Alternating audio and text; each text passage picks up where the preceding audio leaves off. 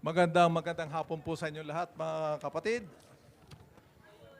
Tayo po ay Ulitin mo at mukhang magandang hapon po sa inyo kulang lahat, sa mga kain. kapatid. Marami Narinig naman niyo po pagkain, ba? di ba? Kaya dapat mayroon kayong energy ngayon. Magandang hapon po sa inyo mga kapatid. Salamat. Pwede na kayong matulog. Ito pong programang ito ay special. Minsan lang isang taon.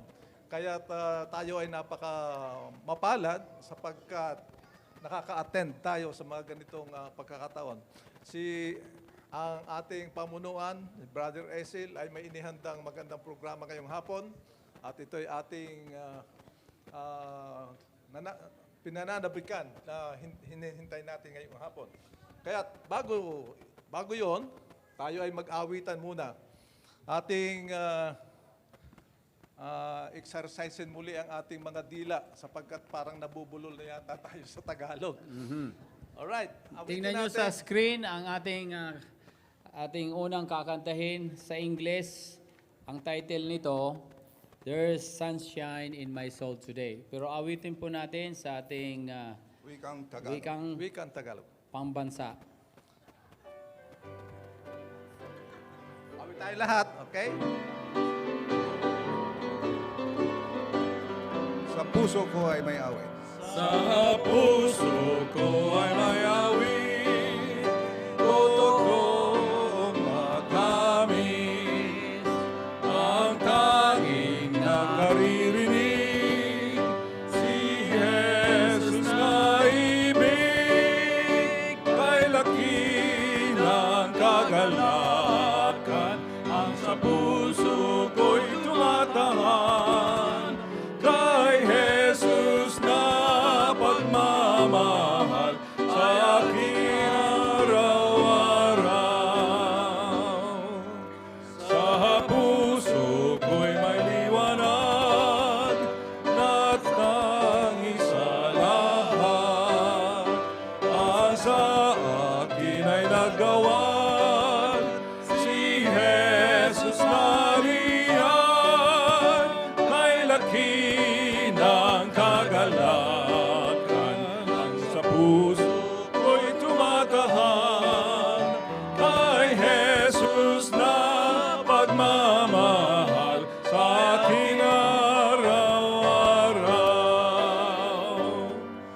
Ang puso ko'y matiwasay, tahimik na tunay, agkat ang kapayapaan, hindi nagkukulang, kay laki ng kagalakan. Ang sa puso ko'y tumatahan, kay Jesus na pagmamahal ay akin araw-araw. Sa puso ko ay may galak, hindi kumukupas. Ako sa lahat ng oras, kanyang ililingap, ay laki ng kagalakan. Ang sa puso ko'y tumatahan, kay Jesus na pagmamahal ay akin araw-araw. Amen. Masarap umawit sa wikang Tagalog, di ba? Opo, simula ngayon. Lahat na nakakamiss. Tagalog ang salita dito. Nakakamiss yung ating mga Wala kinakanta na noon. English. Mawawala na ang English. Ngayon lang na Face araw out. na ito. Parang balikan natin ang ating Yeah. wika, banyaga. Ang pangalawang awit ay The Lord is my light. Ang Panginoon ay aking ilaw. Ito'y familiar sa atin. So, lahat po tayo kakanta.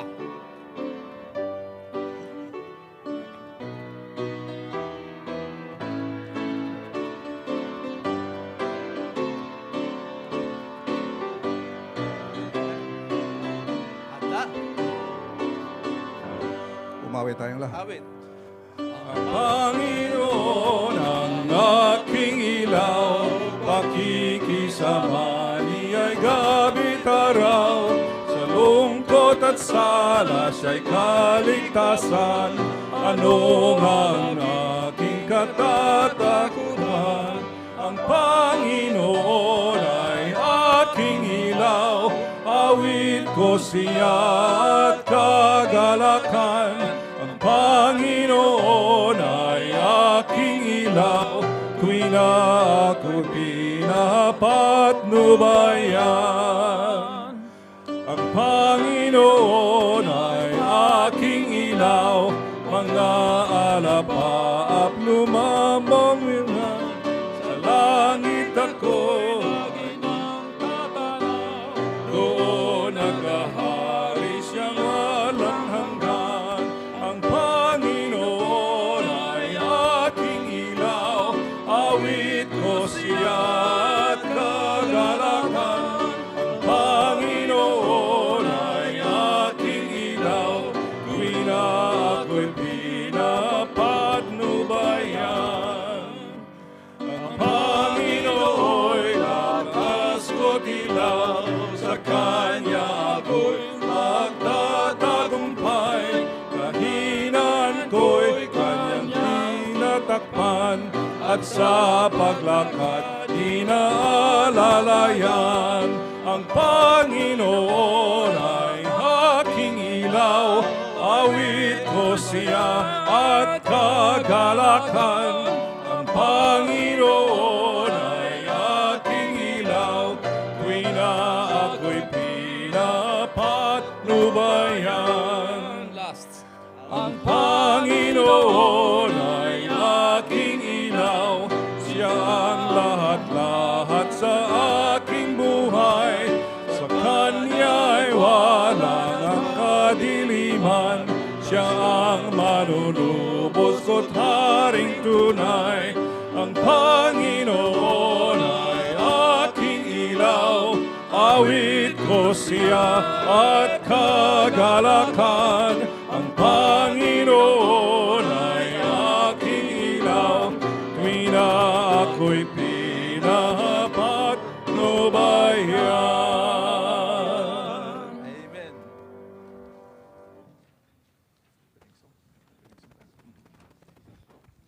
Sa pagsisimula po ng ating sa pagpapatuloy po ng ating programa ngayong hapon, ating awitin ang Sandali na Lamang. Uuwi. Tayo'y uuwi na. Sandali lang pagkatapos ng program. In a little while, we're going home. Huwag po kayo man. Tumayo po tayong lahat.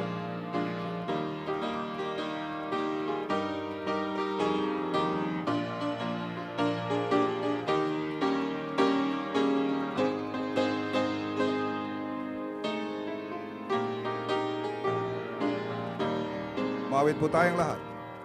Tayo'y umawi sa ating paglalakbay. Sandali na lang uuwi na. Gabi lilipas, umaga'y mamamalas. Sandali na lang uuwi na. Sandali na lang. Sandali na lamang uuwi na sa langit. Magkakaisa kung tapos ng sigwa. Sandali na lang uuwi na. Tayo'y gumawa para sa Panginoon. Sandali na lang uuwi na. Ang biyaya niya ay sapat na sa atin. Sandali na lang uuwi na. Sandali na lang, sandali na lang, uuwi na sa langit. Magkakaisa kung tapos ng sigwa. Sandali na lang uuwi na.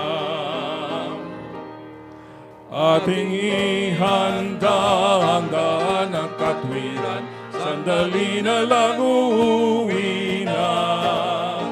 Upang naligaw sa Kanya'y magbalik.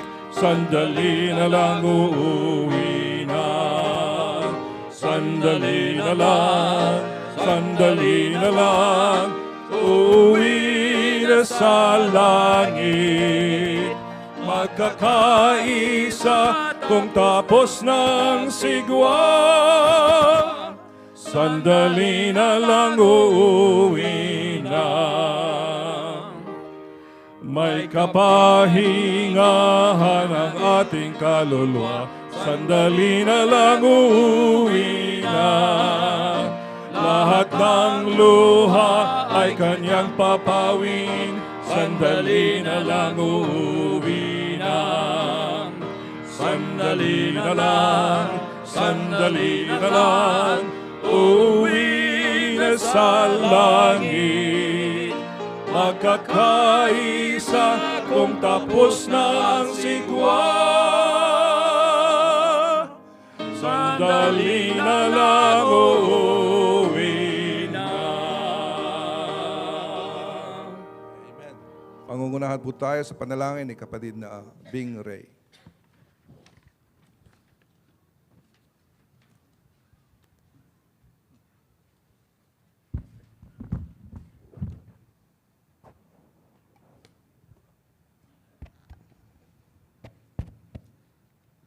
Ako po ay mananalangin sa salitang pambansa at sa Ingles. Kasi mayroon pa yata tayong mga ano rito, mga dayuhan. Espanyol? No hablo Espanyol.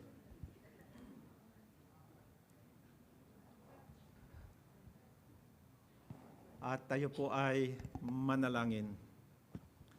Panginoong Ama namin, ngayong hapon ipinagpapatuloy po namin ang pagdiriwang ng kalayaan at kasarinlan ng aming minamahal na bayang Pilipinas. Sa paggugunita po nitong kalayaang natamo, maraming taon ang nakakaraan, ninanais po naming tanawin ang mas maganda at sukdulang kalayaang iyong pangako sa pamamagitan ng mga kanais-nais na tatanging awit na alay sa iyo. Maraming salamat po, Panginoon, na iisa kami kay Kristo, na bahagi kami ng tapat na iglesia. Nawa po, aming Diyos, habang binubulay-bulay ang mga awit na aming maririnig, ang banal na Espiritu ay magbibigay sa aming lahat sa kasaganaan, kadakilaan ng pagkaisa at taos na pagmamahalan sa etas isa. Maraming salamat po sa inyong tunay at walang hanggang pagmamahal sa amin. Maraming salamat po sa kasaganaan ng inyong awa at pagpapatawad, sa walang humpay na pagkalinga at pangangalaga, sa matyagang pagtiis, sa walang lubay na kabaitan. Gabayan niyo po kami sa iyong mga tunay na daan. Pagpalain niyo po ang aming pagtitipon ngayong hapon. Ingatan niyo po kami sa kabanalan ng matuwid niyong kamay. Naway lagi kaming lumakad sa yaman ng inyong biyaya. Father God, we extend our Filipino heritage celebration this afternoon as we remember this freedom our country received many years ago. We are looking for much better and permanent freedom you have promised by singing songs, beautiful songs about you, Lord. We thank you that we are all one in Christ and members of your body. Grant, Lord, that as we meditate on the songs presented in this program, that the Holy Spirit would bind us together in the blessings of unity and love. Loving Lord, our Heavenly Father, thank you for your love towards us. Your mercies are new every morning. Your forgiveness is abundant. Your care never ceases. Your patience and loving kindness are always present. Guide us, Lord, and teach us your ways. Bless our gathering, Lord. Keep us, Lord, in the hollow of your righteous hand, and may we always walk in the richness of your grace. Ito po'y dalangin namin sa pangalan ng aming tagapagligtas na Panginoong Hesus. Amen. Amen.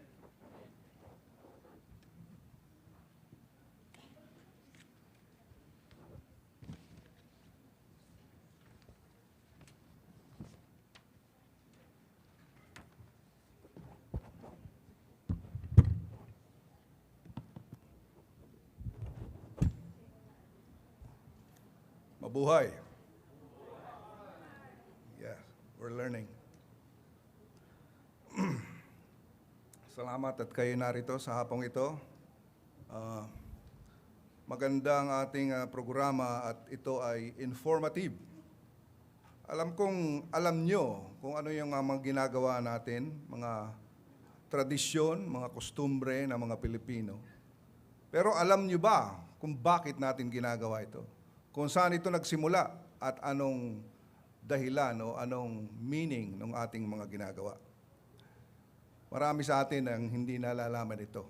Kaya ito ang nais nating mangyari ngayong hapong ito, na malaman natin ang dahilan kung bakit natin ginagawa ito at kung ano ang kahulugan at kung saan ito nagsimula. Sana narito yung ating mga kabataan dahil sila usually ang may mga tanong tungkol dito at hindi nila na iintindihan kung bakit natin ginagawa ito. Nagtataka sila kung bakit tayo gumagamit ng kutsara sa ating kanang kamay at hindi tinidor. Tataka sila bakit hindi tayo gumagamit ng kutsilyo sa ating habang tayo kumakain. Lalo na yung pag nagkakamay tayo sa kanan. Hindi nila alam kung bakit. Ngunit may magandang dahilan kung bakit tayo ginagawa natin ito. Meron ding kaunting kabataan, nakikita ko. Sila Mr. and Mrs. Primero. Kaya magsasalita po ako ng English para maintindihan nila. Yung hindi man nakakaintindi ng Tagalog, ay para maintindihan nila ang mahalagang gagawin natin sa hapong ito. Ano ba ang Pilipino? Sino ang Pilipino? The Filipino is a paradox. Para tayong mga Asian, Oriental, pero ang pangalan natin na Espanyol. Sa lahat ng bansa ng Asia, dalawa lamang ang bansang Kristiyano, Philippines, saka ano yung isa? East Timor. Yeah. Ang bansa natin ay palaging merong typhoon, flood, erupting volcanoes. Pero ang mga Pilipino ay palaging nakangiti. Nakakahanap tayo ng bagay na ikasasaya natin sa gitna ng mga kalamidad because we are all happy people. We are the only country in Asia where our official language is a European language. And also Spanish and English. And also, we are the only country where wealth and poverty exist side by side. After the Spaniards, we embraced the American way of life in our language, our clothing, our styles, our music, entertainment, our food, and many others. We have peculiar traditions. But why is that? The simple answer is because most of what you see and what we are doing and how we look have been forced upon us by our colonizers. And how did that happen? Because these powerful colonizers, against our will, took control of our country, our resources, our way of thinking, our way of life, and changed it to something that serves their own purposes.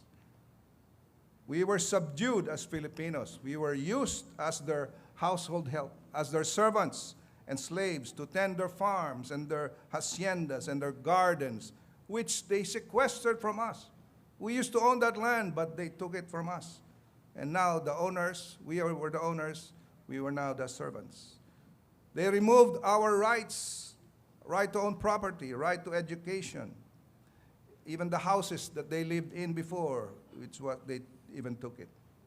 The Spanish colonizers removed the Filipinos' right to education, and thus, at that time, only a very few Filipinos learned how to read and write. So who are these colonizers?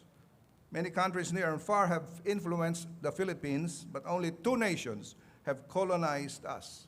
Spain colonized us for 333 years, and the United States. The British tried, they actually took control, but they were only able to occupy Manila, and only for less than 2 years, 22 months exactly. The Chinese influence, they're very significant, but their influence was centered on business, on trade, immigration, and intermarriages. China never colonized our country, but their influence resulted from hundreds and thousands of settlers coming in and marrying local Filipinos.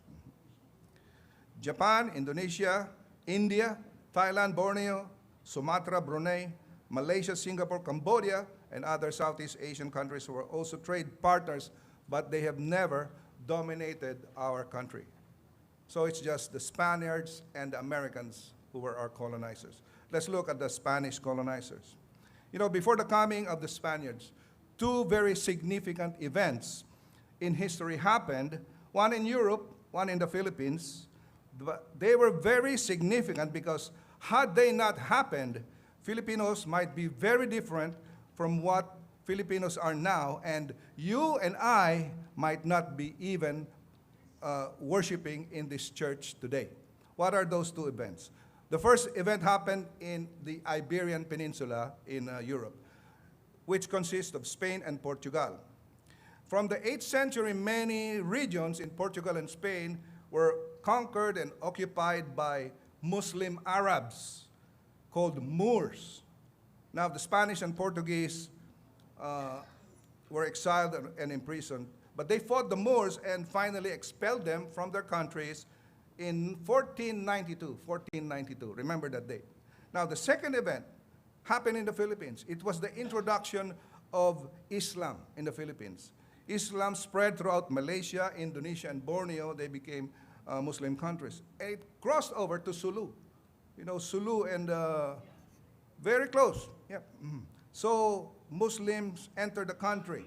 In 1450, the Sultanate of Jolo was established. And in 1475, the first Islamic Sultanate of Maguindanao was established in Cotabato, where Pastor Hansel came from. It spread to most parts of Mindanao, up to the Visayas, Palawan, Mindoro, Batangas, and even to the Manila Bay area, and even to as far away as northern Luzon. Now, when the Spaniards came, they found there was a Muslim predominance in the country. In fact, in Manila, the Muslims were ruled by Raja Sulaiman. You heard of that? The Blood Compact, Raja Sulaiman. And he was a Muslim Tagalog king. Across the river, across the Pasig River, there was another Muslim enclave ruled by Lacandula. You heard of that name in history, okay. Now, how did these two seemingly unrelated events, so far away from each other, different parts of the world, resulted in lasting effects on the Filipino traditions and our way of life? How? First, you know, the Spaniards were finally able to expel the Muslim Arabs in their country. They called them Moors in 1492. Now, 29 years later, just 29 years later, Magellan arrived in our country, in Limasawa Island, in 1521. Now, you know, Spain hated the Arab Muslims because they took over their land. The Arabs were the colonizers of Spain. So when they found out that here in this country, they want to colonize, they found Muslims. They found their enemy. So they were so mad at this enemy that it resulted in they wanted to drive away the Muslims. You know what they called them? In Spain, they called them Moors. In the Philippines, they called them, the Spanish name, Moro. That's why Muslims in the Philippines are called Moros. So how did this become significant? Listen to this article in Encyclopedia Britannica. Listen to this. By the mid-16th century, two sultanates had been established, bringing under their sway a number of barangays. A powerful dato as far north as Manila embraced Islam. It was in the midst of this wave of Islamic proselytism that the Spanish arrived. Now, this is very important. Listen. Had the Spanish come a century later, or had their motives been strictly commercial, Filipinos today might be a predominantly Muslim people.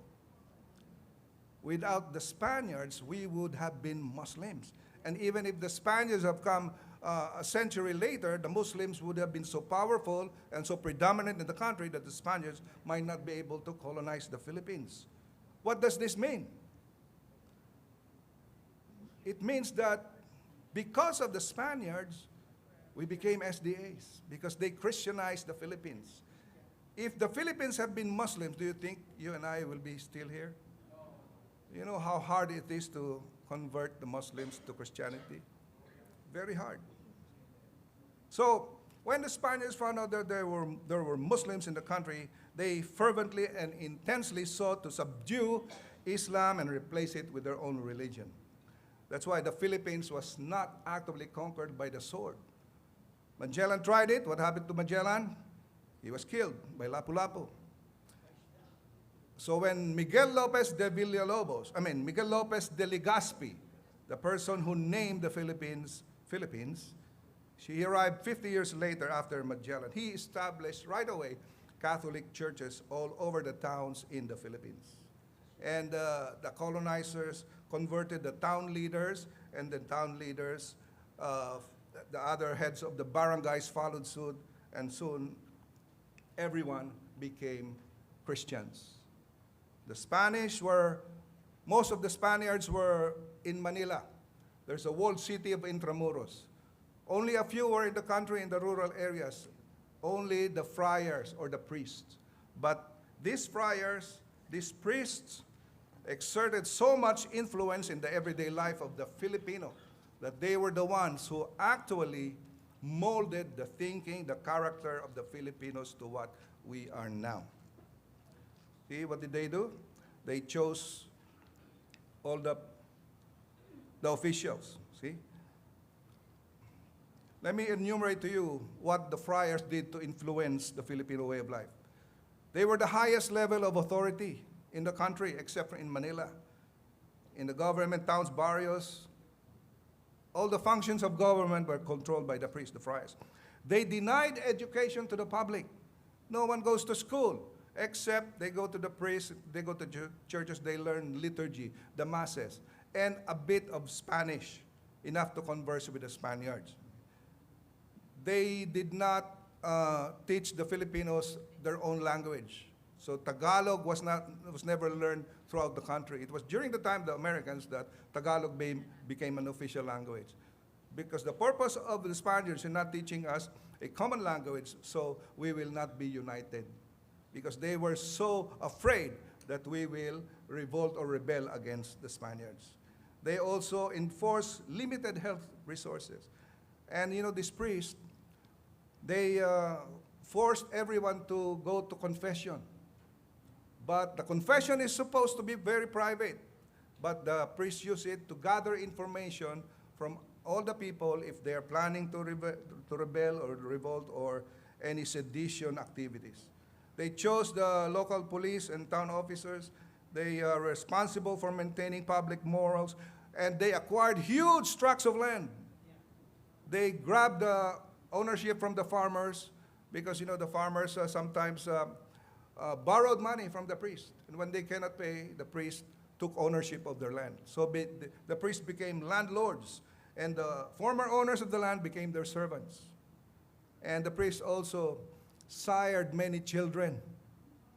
Priests, they cohabitated with the Filipino woman, resulting in many mestizo children in the barrios and the rural areas. And of course, they subjected servants and all women and all Filipinos to discrimination and racial prejudice. They called Filipinos Indios or savages. This is the Spanish. How about the Americans? In 1898, that was the end of the Spanish rule for 333 years. Now, there were so many revolts and uprisings under Spain, many patriotic men, this Jose Rizal, Andres Bonifacio, Graciano Lopez Jaena, Marcelo del Pilar, many others. Now, there was a war that broke out between Spain and America. And American ships came to Manila Bay. They destroyed the Spanish naval force. That was in May 1998. That was the Battle of Manila Bay. And Aguinaldo, he was the leader of the forces, rebel forces there. He was the great-grandfather of Emil, the husband of Lani. Ask Lani, it's true, yeah. He was exiled to Hong Kong. And then when the Americans came, the Americans helped him to come back to the Philippines, and he organized more rebel activities to defeat the Spanish. So in other words, the Spanish were defeated, and Aguinaldo proclaimed the Philippines independent in January 1899, and that the country is called the Malolos Republic because it was in Malolos that they formed a sort of a constitution.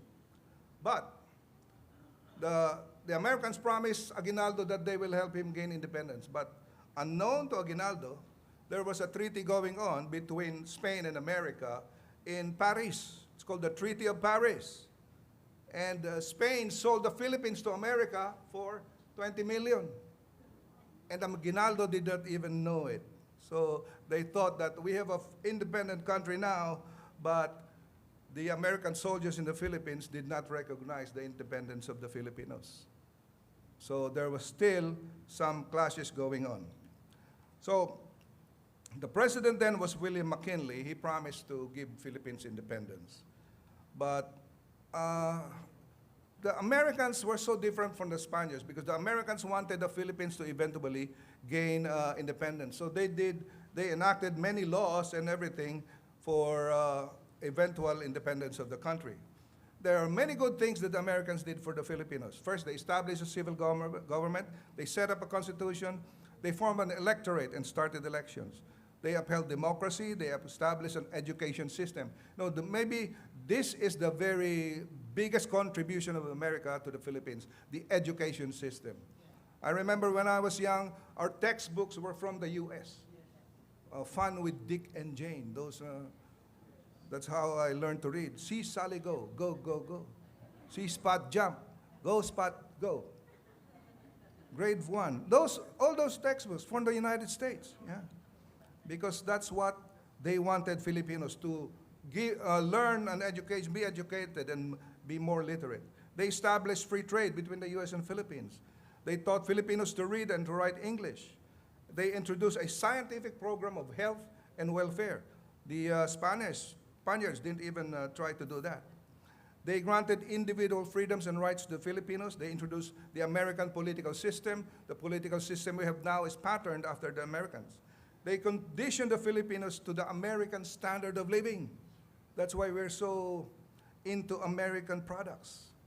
These are the good things, but just like the Spaniards, the Americans also did so many bad things. First, they inadvertently started corrupt practices of government officials. So from the very first time that we had our own government, there was already corruption. Why?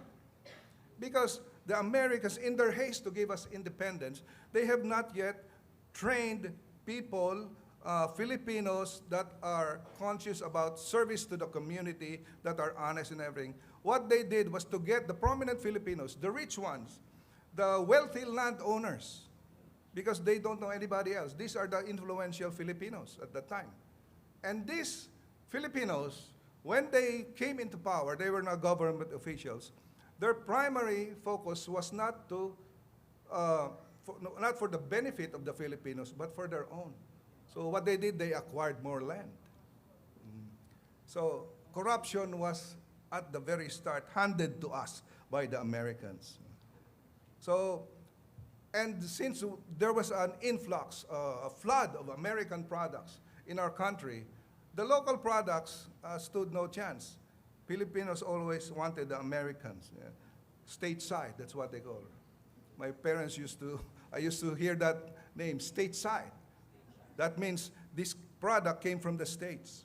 So the products that were being manufactured in the Philippines died. No more competition. And we instilled in our minds and in our hearts that America is the best. And we place America on the highest level to the extent of putting down ourselves, putting down the Filipinos. So when there's a choice between a Filipino and American, they will always choose American. So Spain hindered our sense of nationalism, but America removed our sense of the Filipino identity. We lost our identity because we always wanted American, American. That's why our material possessions, we started to acquire material things because they flooded us with material from products from the States. American movies, American TV shows. So these are the bad things that we got from the America. And all of this dictated our costumes and traditions. So later we will learn more. What are these customs and traditions, how they started and what do they mean? And is it good or is it bad, or who gave it to us? Was it inherent in the Filipinos, or the Spaniards gave it to us, or the Americans? But for now, we will listen to a special number by the Sycamore. they will sing a song titled Lilim. What is Lilim? Lilim. Di ba kanya? Secret, Lilim. Lihim pala. Lilim by the sycamore.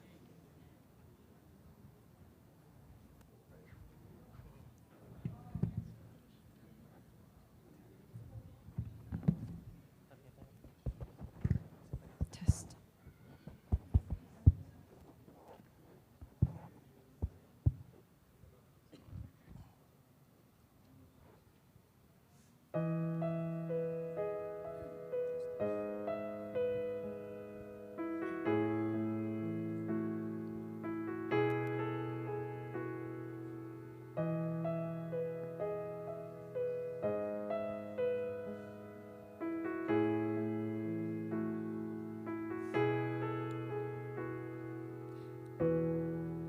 Panginoon, ang nais ko, kagandahan mo ay pagmasdan, ang pag-ibig mo sa'kin tugon. Kailan ba'y di pababayaan sa iyo lamang, matatagpuan sa iyo lamang.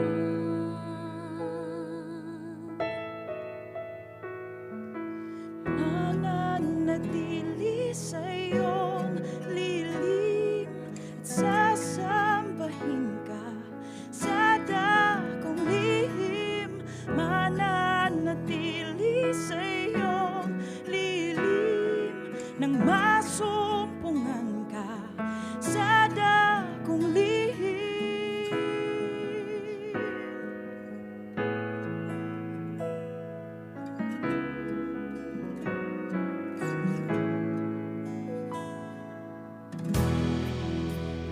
Panginoon, ang ngalan mo ay kalinga sandigan ko, di magbabago pangako mo.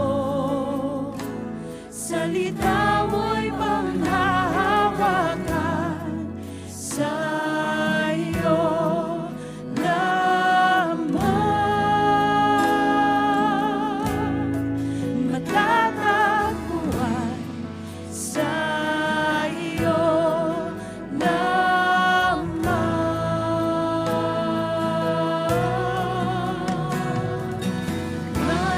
Mananatili sa iyong lilim, sasambahin ka sa dakong lihim.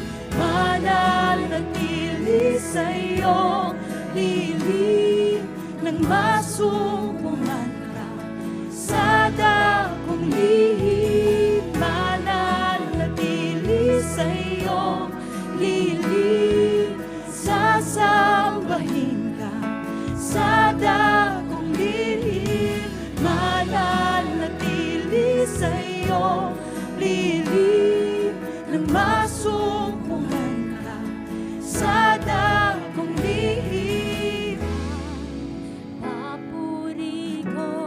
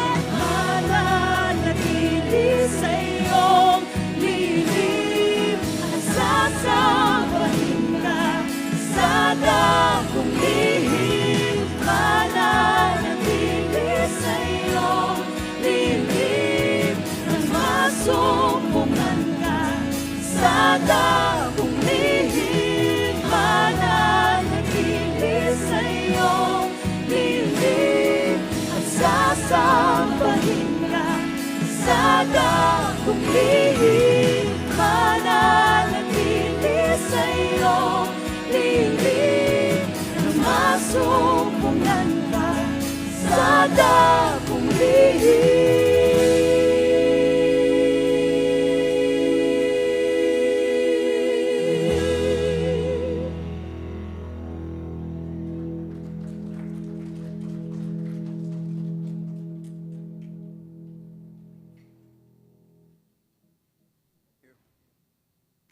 Thank you.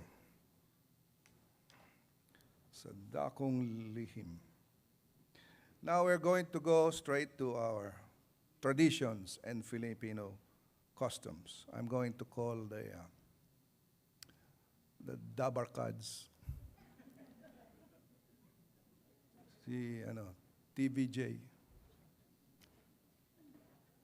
J yung Jess. V si Vernie. Sino yung T? Si Willie. Si Efren. Dabarkads. They will show you, they will act out the Filipino traditions. Then I will explain to you how it started, what it means. You have the list.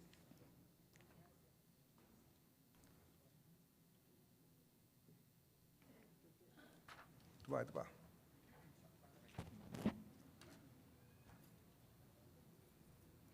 Dito kayo sa taas. Yeah. Kulang pa. X, umali ka. Madali lang yan. Joseph. They need more.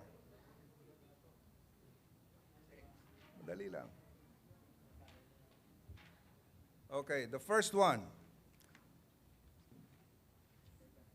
Merong dalawang matanda. Sino yung dalawang matanda? Pakita mo yung lista.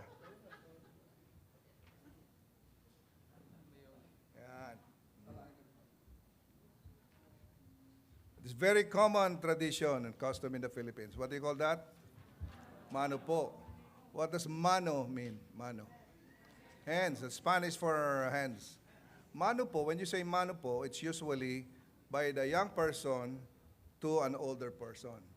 It's the young person who will say mano po.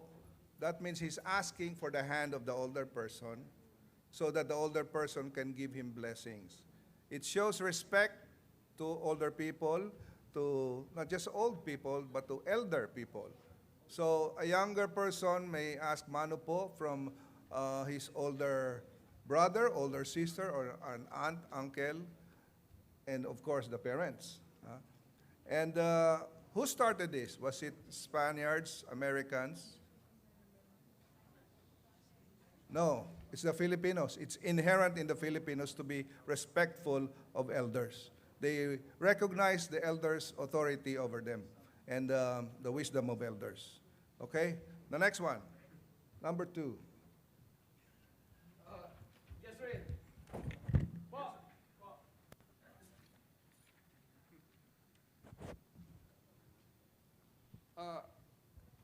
Po, Bumili ka na ba ng ulam na pinabibili ko sa'yo? hindi pa po. What is this custom? Saying opo, hindi po. Opo is a shortened version. Oo po. And then hindi po. Oo po. Because po is another sign of respect for authority. But this time, it is not just older people, not just parents. You say po to someone who is above you in status or above you in, for example, in workplace. Your supervisor, usually you say po to your supervisor. You say po to your boss. Yeah. You say po to somebody who is an authority, like police officers or the town mayors or anybody, a politician. It's a sign of respect not only for elders but also for authority. You add the po to oo means opo. Add the po to hindi, hindi po. Okay? And who started this? Spanish, Americans, Filipinos, inherent in Filipinos. Number 3.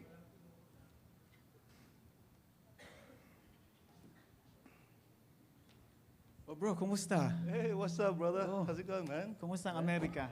Oh, napadalaw ka yata. Okay lang, yeah. Oh. It's good to see you. Ilang man. araw ka dito? Siguro mga isang buwan. Oh, doon ka na magstay sa bahay. Sure, no May problem. bakante kaming kwarto doon. Sige, Yeah. pero So- paggamit mo ng sauna nyo, ha? Oh, may sauna, pwede ka rin. Okay, Oh, that's bago good, ka that's matulog, pwede ka magsauna. Okay, that's good. Doon Thank ka na you. rin kumain, okay? Pwede Walang na rin problema. doon ako, mag-check-in. Okay, okay. Para hindi ka na mag-hotel. Sure, no problem, man. What is this very popular Filipino trait? Hospitality. Hospitality of Filipinos have been known far and wide. You know, people will even give their shirt on their back to a guest. Even if they have no food, if they are eating their last meal, they will still give it to a guest. If they have no room, they will give their room to their guest to offer them to stay for the night. Hospitality. Who started this? Spaniards, Americans? Filipinos. But there's also an influence of the Spaniards because we are inherently hospitable, but the Spaniards demanded our hospitality. When they come to the house of the Filipinos, they demanded the Filipinos give them preference, give them respect. So it became a tradition. Number 4, try to identify this. Oh, nakaluto na ako. Kain na tayo. Yan, may adobo dyan at may bagoong. Yeah. Ubusin, maraming kanin yan. Ubusin nyo rin, ha? Yeah. Yeah. Sige na. Wala nang kutsa-kutsara. Kamay na lang. So this, eating with fingers. Where did it start? Filipino, Spanish?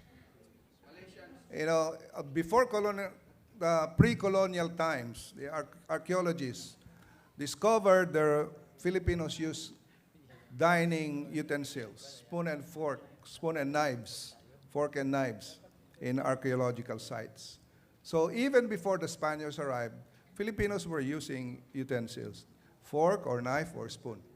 But when Spaniards arrived, they did not allow us to use utensils. You know why? Because the Filipinos were using wooden spoons. Metal was difficult to produce back then, expensive. But when the Spaniards arrived, they were rich. They have this silverware, not just metal, not just stainless steel, silver, because they come from royalty. They come from rich families in Spain, in Europe. So they were using silverware, and they were scared that the Filipinos will steal them. So they said, Filipinos, you are not allowed to use any silverware. If we find you using silverware, you will be punished, put to jail. So Filipinos started to eat with their fingers. So another form of racism and slavery. Okay, number 5.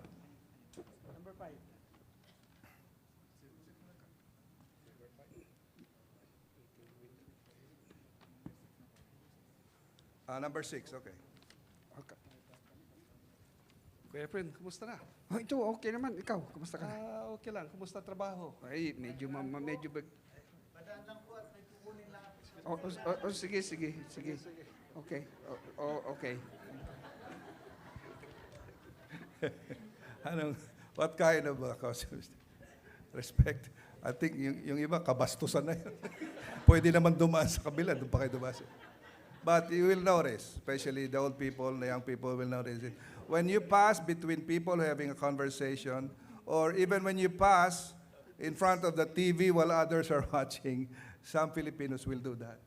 Will bow down, lower their heads, and lead with their hands. Excuse me, kikiraan po. That is being humble, right? Who started that? Spanish. Yes. Spaniards required you to be subservient when the Spaniards are around. So you cannot just go up to them and say, sir, it's me. Senor. No, you cannot just go there.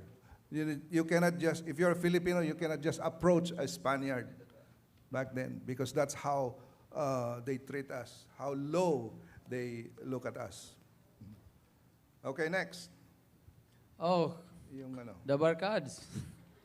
Naihina ako. Saan ba dito ang washroom? Saan? Yun na yun. Pointing with lips. Where did that start? Who gave that to us? That's inherent in Filipinos because Filipinos are superstitious. So to them, pointing with your fingers is bad. Because you might point to somebody like a spirit somewhere or a ghost, or then you will offend them. So instead of pointing, just dun. Simple lang, dun.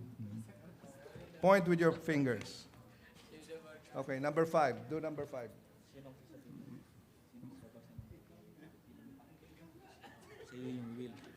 Okay. May bago po kaming artista dito.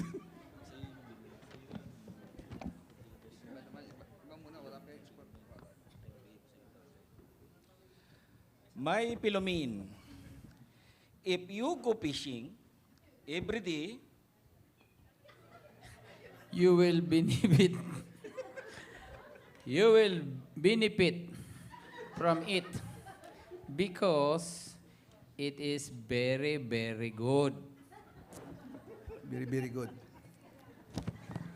Filipinos are basically happy people. And even if you mispronounce the English word, we find humor in it. We are not embarrassed, but we find humor in it. So when did this start? American occupation.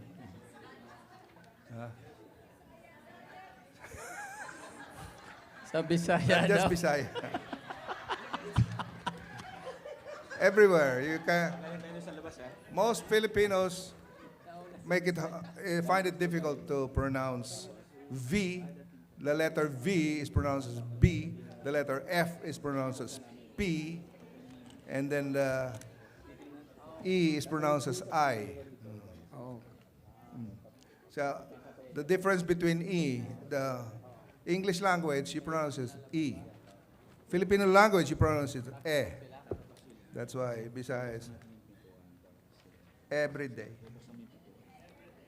So that started when the Americans started to teach us how to speak in English. At first, we were like this. And then when we started speaking English with an accent like this, we find it funny at first. But now, unfortunately, when you start speaking with that kind of accent, other Filipinos will look down at you. They will say, oh, saan ka ba nag-aral? University of ano? Okay, next tradition.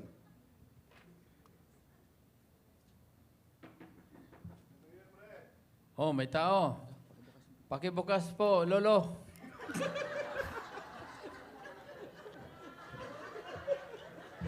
Buksan po, Lolo. Pasok po kayo. O, tuloy po kayo.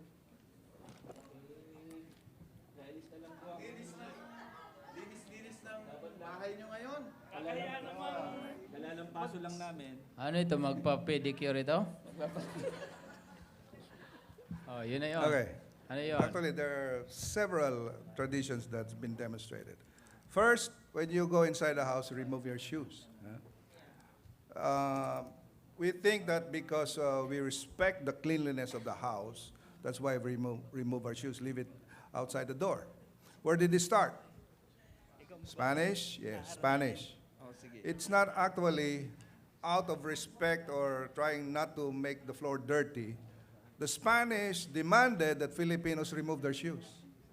Yeah, of course, they don't want their floor to be dirty.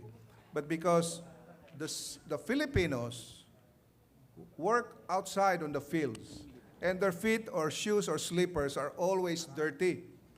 Not like the Spanish, they wear shoes, and they don't go to those dirty places. They walk on the road where it's paved, it's clean. So whenever Filipinos need to go inside the house of a Spaniard, they will say, oh, remove your shoes. Leave it there outside. So it's not about maintaining the floor clean. Again, it's because the Spaniards that did not treat us well. They treated us as slaves. Okay. And also, next.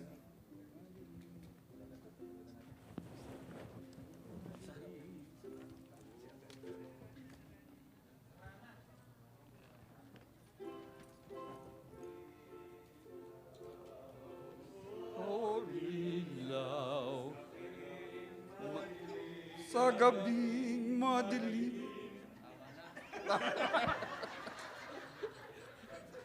Another very popular tradition in the Philippines, the passion.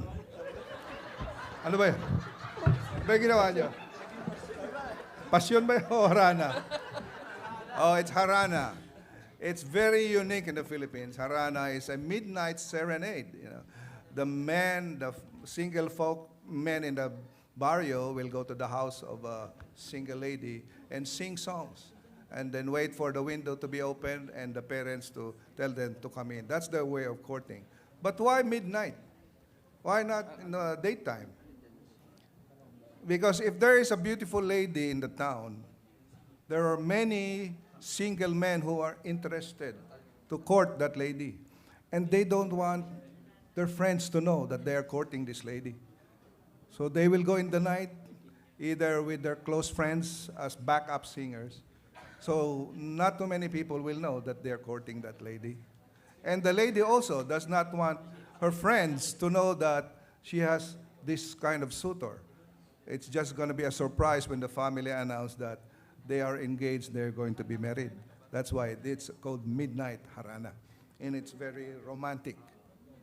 Oh. Next. And that's inherently Filipino.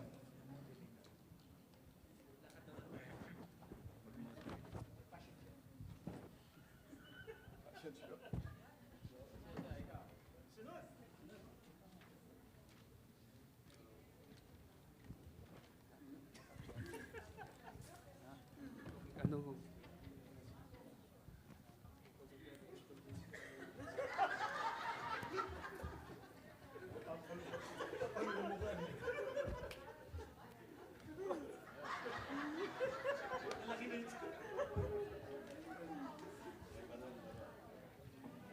What are they trying to do? They are so proud of what they are wearing. The barong. Yeah. You know, what started this costume, this attire? Is it Filipinos, Spanish, or American? Spaniards, yes. You know, when the Spaniards came, again, they were rich. The Filipinos became their servants. Some servants stayed in the house. Some servants stayed in the garden. You call that, and some servants stayed in the farm. The servants staying in the house, they call it, the Filipinos call them aliping namamahay. They're inside the house. The servants that are tending the garden and around the house and everything, aliping sa gigilid, nasa gilid lang ng bahay. The servants tending the farms and the plantation, aliping mga maiitim kasi I forgot the name. Aliping maitim kasi they're under the sun all the time. But, you know, again, Spaniards are always nervous about revolt and rebellion. Because when they came, there was already, the Filipinos wanted to resist them. That's why Magellan was killed. Only through the priests were they able to colonize the Philippines. So each Spanish was always afraid that the Filipinos will kill them. So what they required of the servants is that they wear something, a textile that's very thin, see-through, so transparent, so the Filipinos will not be able to hide knives in there. And also pants that has no belt, no pockets. Shirt has no pocket, pant no belt, that's why it's just a drawstring, no pockets, so he cannot hide anything, a knife or a weapon. He cannot steal their silverware and everything. So this is how the barong started. And we cannot use material that is nice because only the Spaniards wear the nice textiles, the silk and everything. So what we were left to was the very coarse and lowly fiber, like the piña. Fiber we get from the pineapple plant.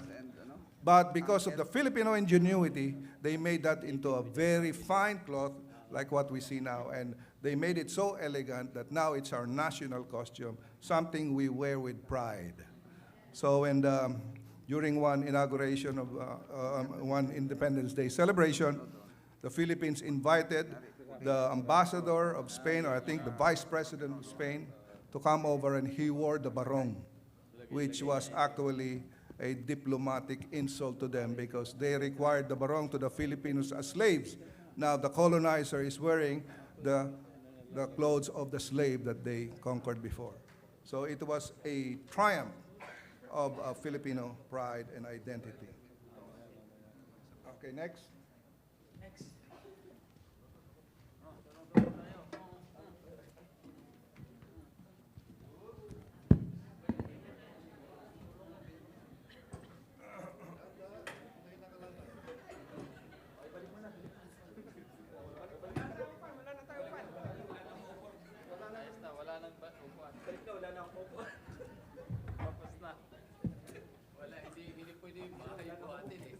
What is this costume?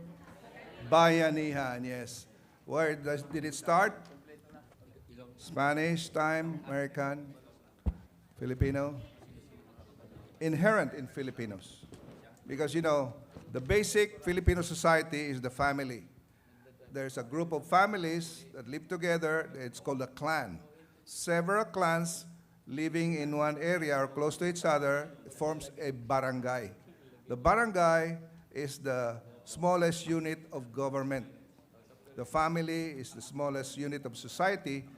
A group of families, clan, group of clans, barangay, the smallest unit of government. So, if they need some work to be done, since they were all family, all related, everybody chipped in. Bigger work needs more people, like moving your house. You know, the houses back then were concentrated on the shore. When there's a flood or the strong winds, they need to move their house higher. So everybody moved their house higher to the hillside.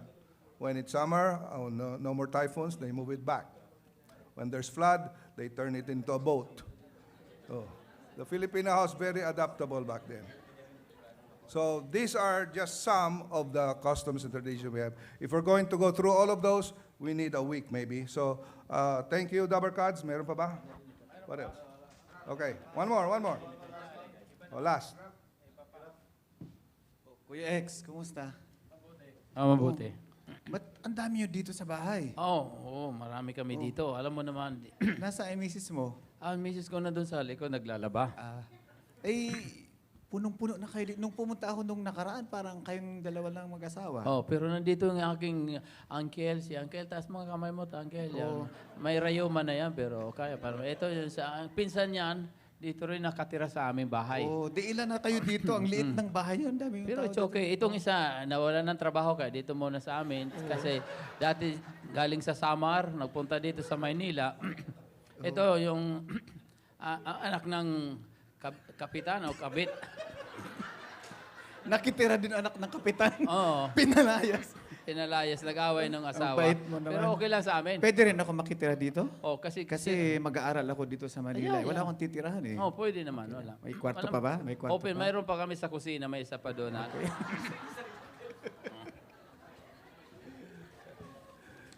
Extended families. Okay. It started way back before colonization because Filipinos are very close to each other, families are close to each other. They don't want to move out.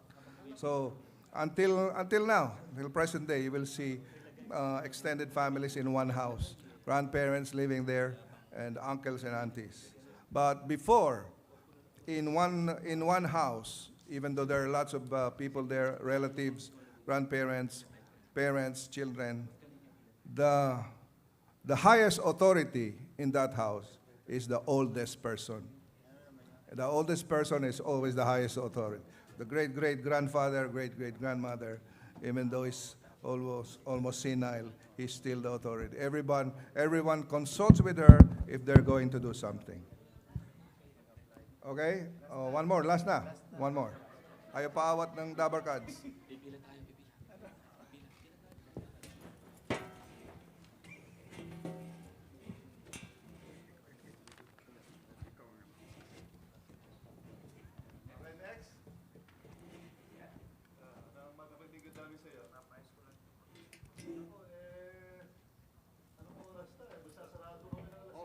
Marami pa po ako.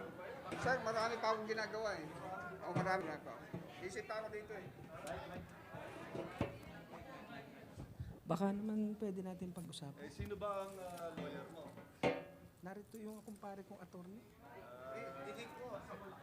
Yung attorney kong kumpare nandito. Ano ba mukha no? Tito Vic and Joey. Oo. Hindi yata kilala. Hindi.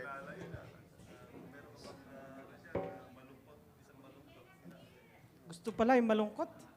Oo. Bumalik na lang kaya kayo bukas. Sige po. Sige po. Okay.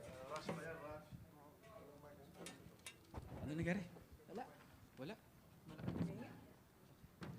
Magandang hapon po, kuya.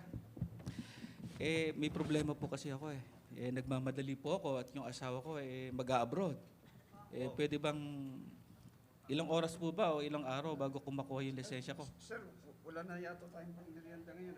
Meron po. Wala na po ba? Wala na po ba? Meron po ako ditong konti. Kung po pwede po, ako na bahala. Ako na pong bahala sa inyo. Basta bilisan lang po ninyo yung aking proseso. Okay lang po ba yun? Okay, sige po ha. 5 minutes lang. Hindi naman pakita sa inyo. Okay. Okay, thank Ano you. yung 5 minutes? Ready lang. 5 minutes. Okay. Salamat po. Ayos. Corruption of officials, government officials. When did it start? Inherent in the Filipinos? Spanish? American? American. You know why American? I mentioned it already. Americans taught us how to be independent. And before there was no government under the Spaniards. So Americans wanted us to give us a government of our own local Filipinos. So they just put Filipinos, they assigned Filipinos, they elected well-known Filipinos. Who are these elected officials? The rich, because they're the ones who are popular. The landowners. And when they were elected officials, they had so much authority and power, they did not use it to help the local people, but to amass their own wealth. So when the farmers go to them to borrow money, and then they cannot pay, they get the farmers' land for themselves. So corruption started very early when we had our very first government. So we will end there, but we still have so many things to go through. And thank you, Dabarkads, for your bayanihan. You can continue your bayanihan in the fellowship. The chairs and the tables there need your help.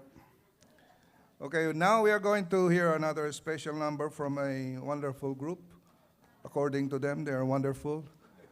The care group number 1 will play and sing. Sino ba yan? Oh, sorry. It's a duet by Jet and Sabio. Jet by Babes and Jet Sabio. Babes and Jet Sabio. They are Filipinos. You might think they are Indonesian.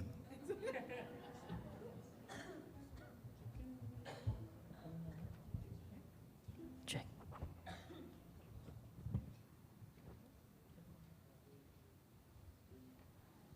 Kailangan nun ng kodigo. Konti lang.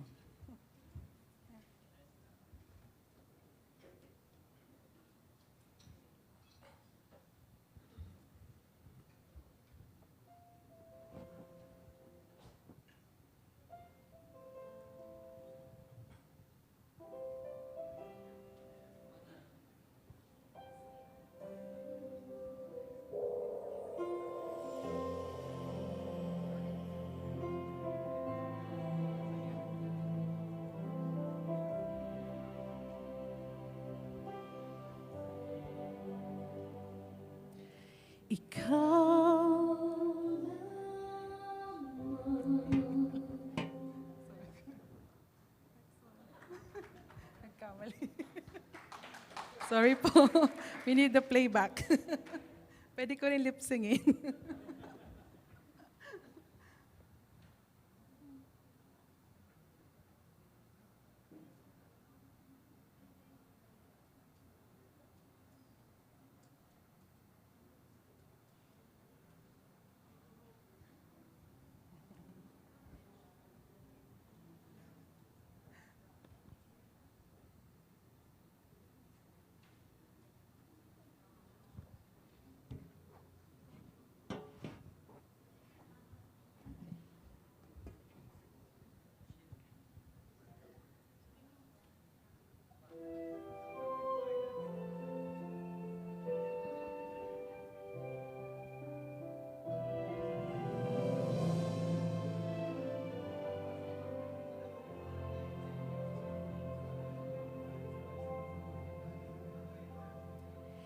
Ikaw lamang,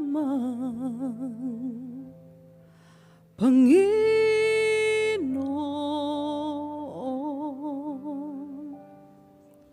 kaagapay,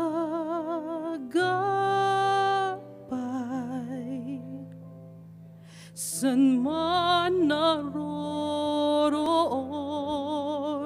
suliranin man ay dumating,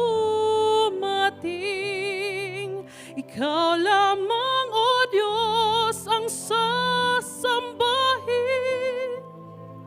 Panginoon ko, sa'yo lamang mananatili kailan paman.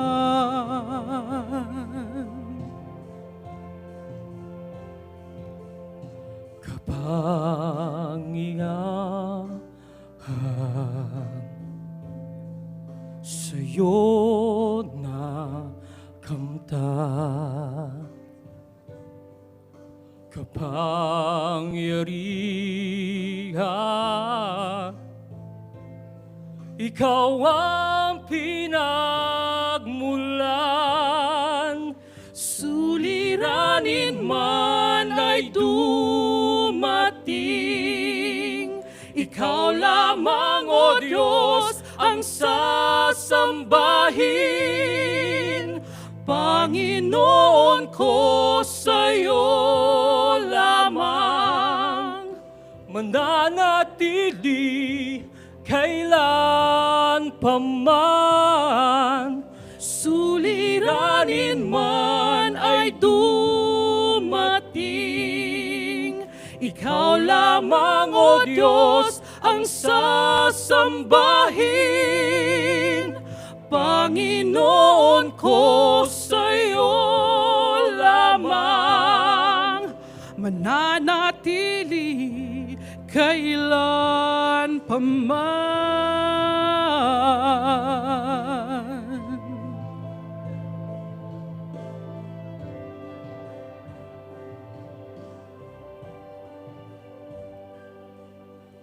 Ikaw lamang,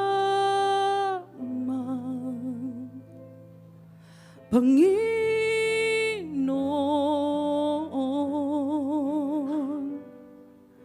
kaagapay, san man naroroon, suliranin man ay dumating, ikaw lamang, O Diyos, ang sasambahin. Panginoon ko, sa'yo lamang mananatili kailan paman, suliranin man ay dumating, ikaw lamang, O Diyos, ang sasambahin. Panginoon ko, sa'yo lamang mananatili kailan paman, mananatili kailan paman.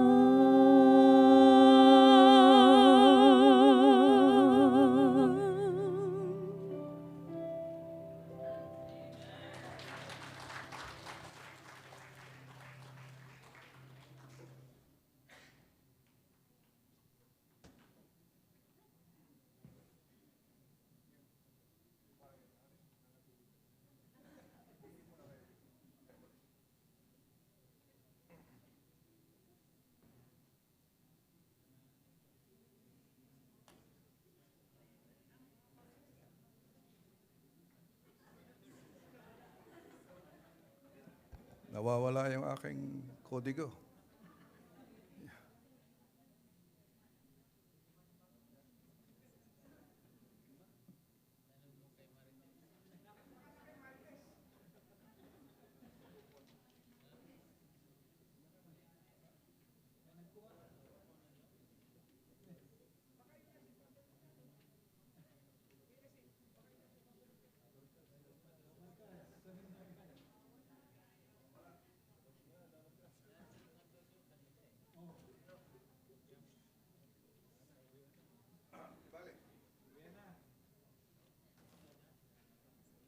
Okay. Pwede pa kahit wala. Sa likod. Sulat. Wala, hindi. Sinulat ko lang yung sa likod. Ballpen. Okay. Anyway, gusto niyo bang maglaro? Bible game? Marites at Marisol. Alam ko namang magaling kayo dyan. Kailangan natin ng 4 lines. Ito ay Tagalog na game to, ha? So yung dapat, dito kayo nakaupo sa gilid, dito, saka yung isang team, dito nakaupo sa gilid, ganun din gilid. Yung mga nasa gilid lang ang kasali.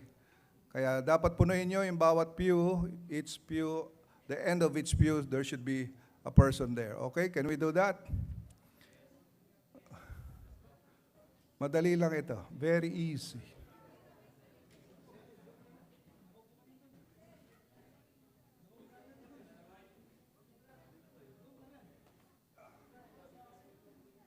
Sa'yo, wala ba sa'yo? Yung binigay ko sa'yo kanina. Wala dyan. Tingnan mo nga. Wala nakasulat sa likod.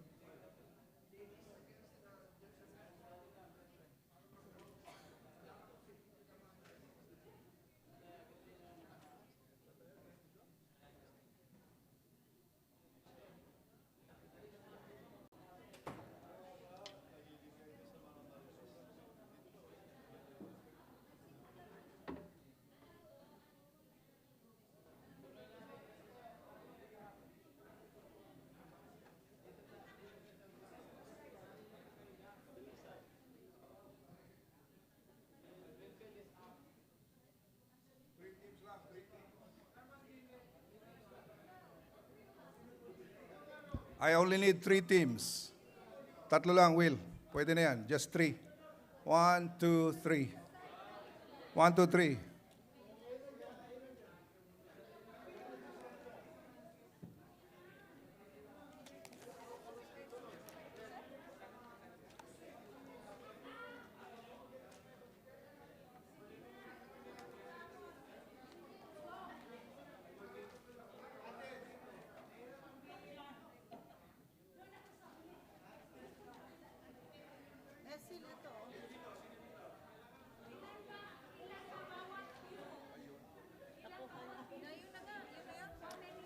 Hanggang sa dulo.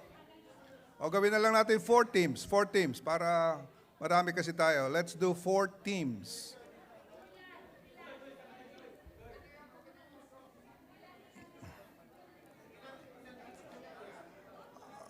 Kung ilan yung pinaka-konteng group?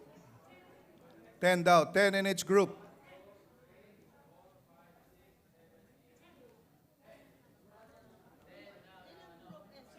Tatlo lang. 3 or 4. Maybe 4 pwede. Yeah, pero kukonti kasi yung pew dyan eh. Kukonti yung pew. O pwede rin, as long as you can match the number of the other teams. Pwede. So 10 in each group.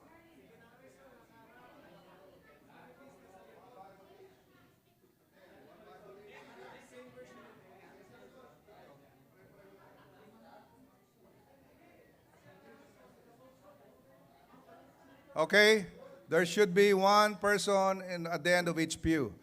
I'm going to give you a text. At the end, there will be the last person there will be the one who will look for the text. I'm going to give you a text and the number of the words. For example, I will say John 3:16, the 16th to the 20th word. There could be 4 up to 6 words. And then when you find it, you will whisper it to the next person until it reaches the end. And then the last person will tell me the answer. If the answer is correct, then you are very good in being Marites. Yeah, from the back to the all of you have your Bibles now, Tagalog Bibles? Make sure you pronounce it well when you whisper it to the next person. Yung sa likod lang may Bible. Okay, let's do it. Ready? Trial. Book of Esther, chapter 5, verse 9. Esther 5:9, number 24 to 27th word. 24 to 27th word. You have to count. Esther 5:9, 24 to 27th word. 24 to 27th word. 24 to 27th word. 4. Oh, sorry.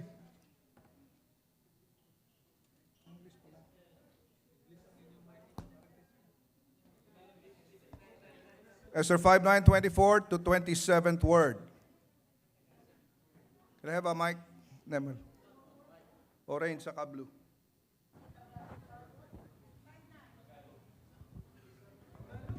Sound test.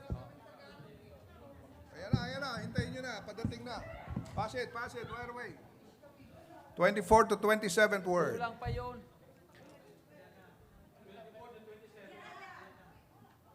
24, 25, 27. Apat. 4 words. Hinahanap pa.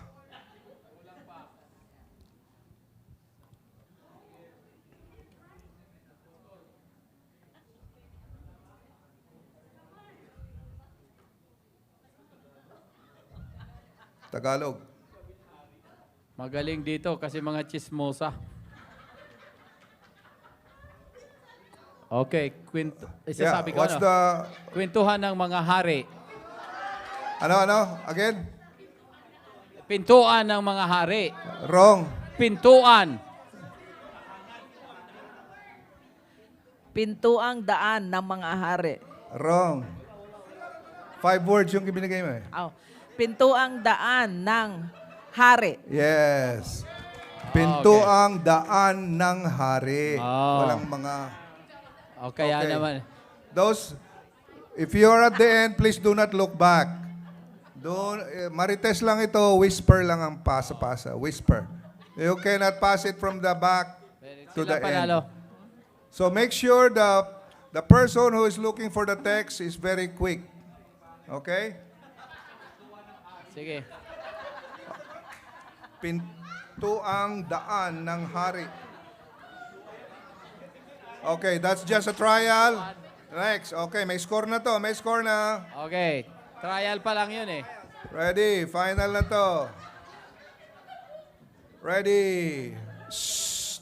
Oh, here's the text. 2 Kings, 2 na mga hari, 21:13.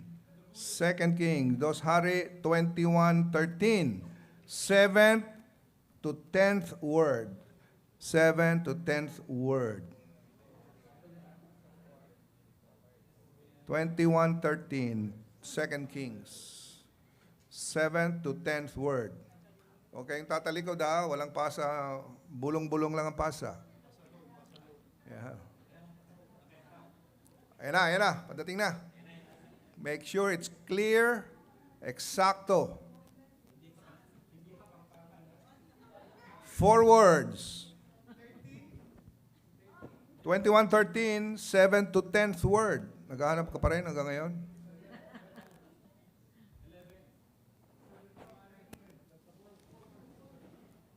Seven to 10th.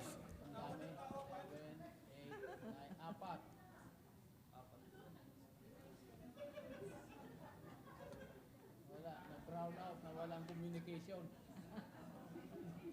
Naputol. Ang satellite. Kailan si Elon. Wala na iba. May party line. Ang dial tone. Wala pa. Dali. Ayan na. It's coming. 4 words. Whisper only.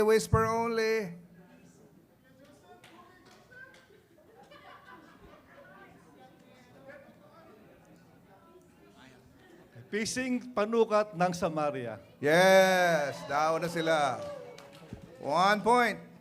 Sposa kami. Pising panukat ng Samaria.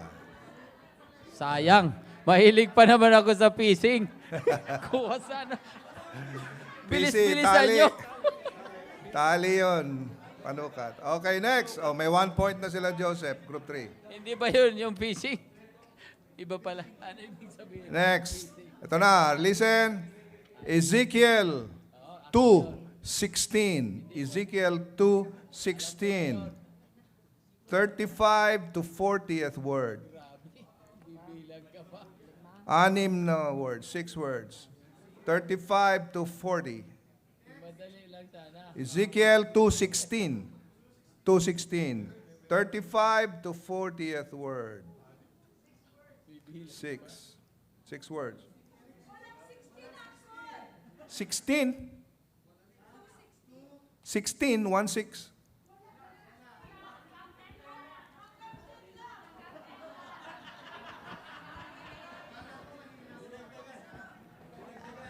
Talagang mga marites. Alam. Hindi. Marites talaga, Marisol. Umaangal ka agad yung mga marites. Sorry. Siguro 3 yan.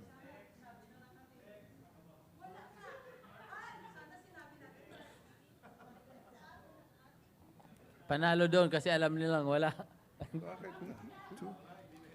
2. kasi talaga nagtingin kayo sa Biblia. Yan ang tunay na marites kasi wala naman talagang chismis ay gumagawa.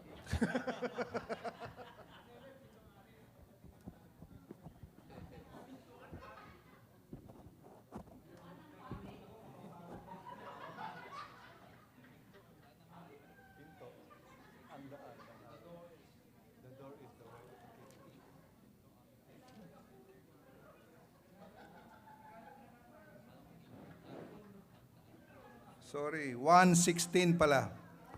1:16, Ezekiel 1:16. 35 to 40th word.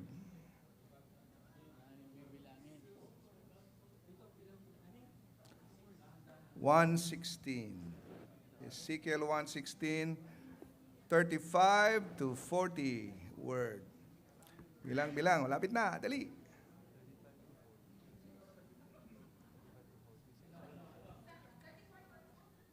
(35 to 40th word). 35th to 40th. Ayan na. Group 2 is ahead. Ayan na, mabilis. Magaling na marites. Magaling na marites to. O yan. Wow. Talaga, ang bilis ng dila nila. Yan na. Bilis. Oy, group 1, humahabol. Yung group 3, naghahanap pa. Ayan na, nakunahan na. Sa loob ng isang gulong. Mali. Gulong sa loob ng isang gulong. Yun, ang tama. Kulang ka ng isang gulong. Gulong sa loob ng isang gulong. 6 words. Oo naman. Talagang ganyan talaga, gulong ng palad. 2 points na sila, 2 points. Ah?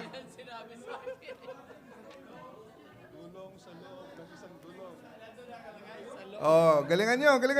Okay, next. Ito galingan nyo ang pronunciation nito kasi dapat eksakto yung pagka-pronounce nyo. 2 Samuel 4:2. 2 Samuel 4:2, 34 hanggang 38 word. 5 words lang. 2 Samuel 4:2, 34 up to 38 word. 4:2. 5 words. 5 words. 34 hanggang 38 word. 34 to 38 word. 2 Samuel 4:2.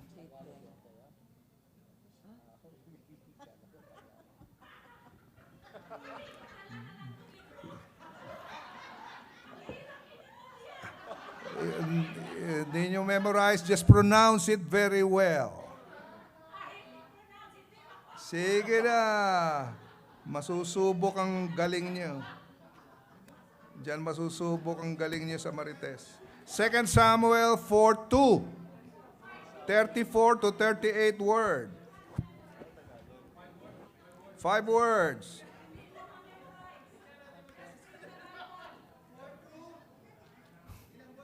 $34 to 38 word. Mahirap. Mahirap yata. Kayang-kaya. Bakit kayo tawa ng tawa? Dali, dali. Pass it on, Marites. Go, Marisol.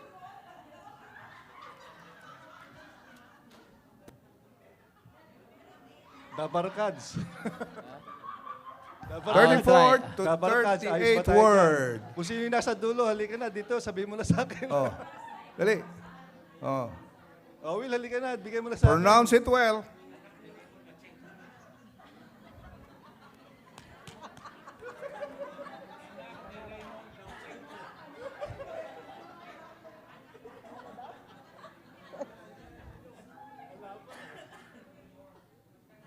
Galingan nyo ha, baka mamaya iba dating dito Ayan sa na, akin yan. group 1. Group 1 is ready. It's almost there. Group 1, what's the answer? Mga anak ni Ramon Rebotita. Again, louder. Mga anak ni Ramon Rebotita. Mali. Sumobra ng isang word pati. Anak ni Ramon sa Berotita. Wrong. Mga anak- Pronounce it very carefully. Mga anak ni Raymond sa Berotita. Ang narinig ko, anak ni Raymond Lauchenko. Oh. Mga anak ni Group 1. mga anak ni Ramon Rebotica. Mali, mali. Group 1. Anak ni Ramon sa Berotita. Oops, no. Konti na lang. Mga anak ni Ramon Berotita. Op. That's. Kulang lang isa. 4 words lang yun. Anak ni Raymond na Rebotita. Ano? Ulit. Anak ni Ramon na taga-Berot. Anak ni Ramon sa Berotita. Wrong. Anak ni Raymond na Berotita. No. Walang Raymond do. Anak Ramon na pa. anak Ito, ni Ramon na Okay. Berotita. Yes, tama. Anak ni Ramon na Berotita. Oh, hindi naman mahirap yun eh. Anak ni Ramon na Berotita. Oh. Group 1 has 1 point. Group 2, wala pa kayo. Group 3, 2 points.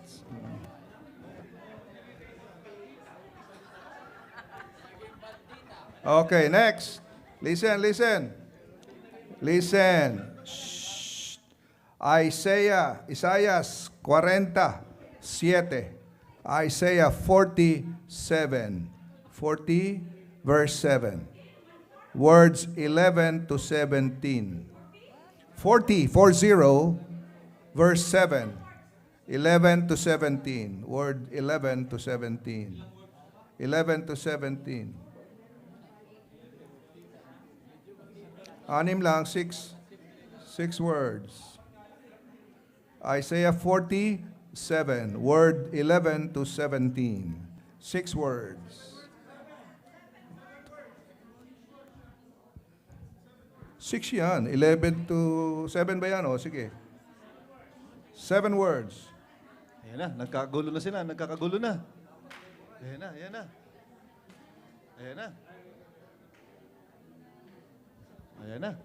Malapit na. Joseph, maganda dyan sa'yo mga Tagalog. Sa amin, Bisaya eh. Ala eh. Tagalog ang simula, pagdating dito sa dulo, Ilocano na eh. Pagdating sa dulo. Nagsimula sa Tagalog, tapos dumaan sa Bicol, dumaan pa ng Bisaya. Pagdating sa Ilocano, wala na. 7 words.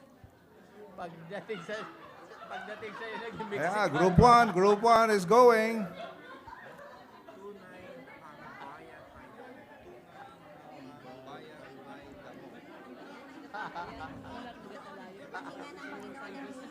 Go. Group 3. Ang hinga ng Panginoon ay umiihip doon. Again. Ang hinga ng Panginoon ay umiihip doon. Slightly, not exactly. Not really exactly. Pronounce your words carefully. It's just Tagalog, you know.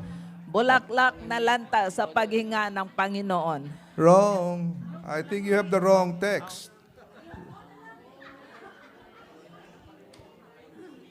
Isaiah 47, 11 to 17th word. Ang ina ng Panginoon. Wrong. Ayusin yung pagmarites. Oh. Ang hinga ng Panginoon umihihip doon. You're missing one word, sorry. Ang hinga ng Panginoon ay humihihip. You're missing one word. Ang hinga ng Panginoon ay humihihip. Ay doon ay humihihip. Ang hinga ng Panginoon ay humihihip doon. Yes, that's right. Humihihip. Humihihip with an H at the start. Humihihip. Blowing. Blowing there. Wala, nakalimutan yung doon eh. Okay, next. Okay, group 1 has 2 points. Group 2, 0 points. Group 3, 2 points. Kakanta yata kami. Okay, habol kayo, group 2. Okay. 10 points. Just be very careful to Because pronounce sa'yo your eh. word. Listen, everybody. Now hold up. If you pass on the word, make sure you pronounce it very carefully. Okay? Okay, here's the next. First Chronicles. Uno mga kronika. First Chronicles 4:1. Chapter 4, verse 1. 6 to 12 word. 6 to 12.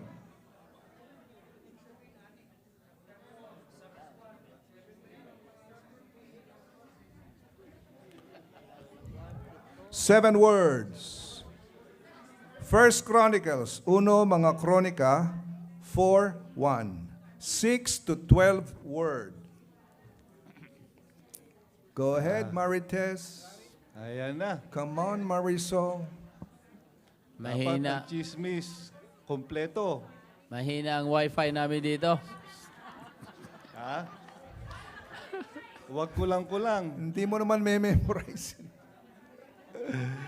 7 word. 7 words. Ang dali niyan.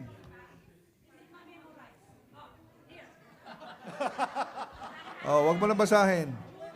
Ang anak ni Ramon ay humihihip doon.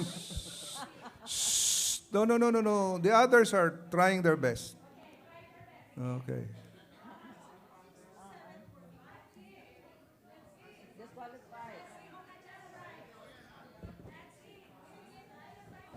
Come on, team. Come on, team.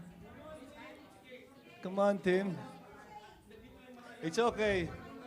We have to do it right. Hindi naman yan padalian eh. Sabihin na doon. Pahirapan nga yan. Yeah, do it properly. It's not about winning. It's about the fun. It's about the fun.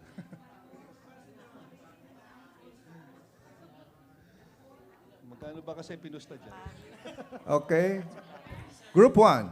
Si Paris, si Hezron at si Carmi. Very good. How can that be so difficult? All you have to remember is 3 names. Pares, Hezron, Carmi. Si Pares, si Hezron, at si Carmi. All right. So easy. Okay, Thank you 3 very points much. for Thank Group you very 1, much. 0 for Group 2, 0 2 kami. points for Group 3. Thank Sayang. you very much. 0 kami Okay, dito. one more. Ang alam namin si Aida. One more. O si Lorna. O si Fe.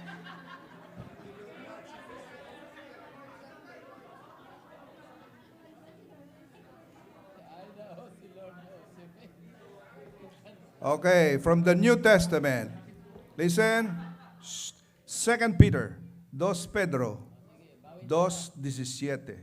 2 Peter 2:17. Number 19 to 22nd word.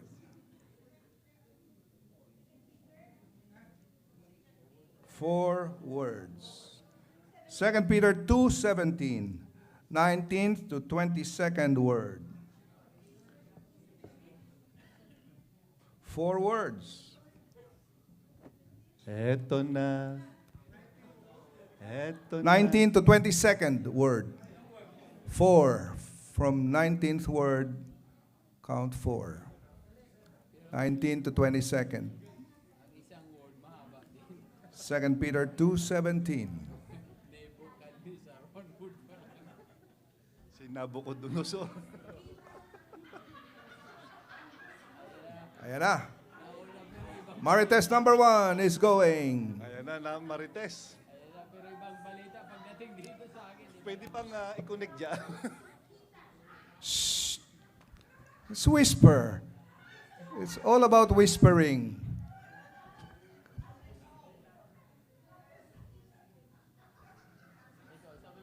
Group 1? Kapusikitan ng kadiliman. Wrong. Ang kapusikitan ng kadiliman. Very good. Did you get it? Right there. Ang kapusikitan ng kadiliman. Pusikit, ibig sabihin, it's very dark. It's the darkness, it's that intensity of the darkness. Kapusikitan, that superlative darkness. Pusikit means very, very dark. You cannot even see your hand in front of you. Hindi ko alam. Kapusikitan ng kadiliman. Tagalog pala ang national language ng mga Ilonggo. Oh, gagaling ng mga Ilonggo. Tagalog pala. Okay, Congrats. 4 points for Group 1, 0 for Group 2, 2 points for Group 3. Thank you. Now we are going to hear a special number from the most awaited group. Due to popular demand. The care group number 1. Mga pusikit.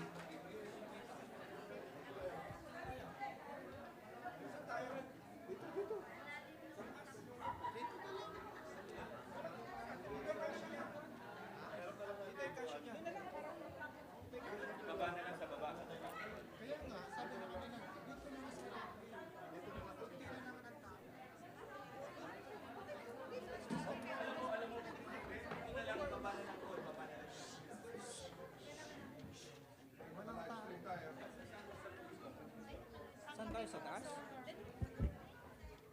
Saan kami kakanta? Saan kami tatayo?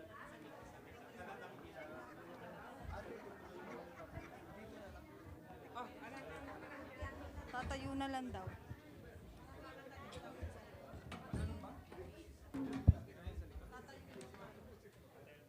Kakanta. O sige, maupo na.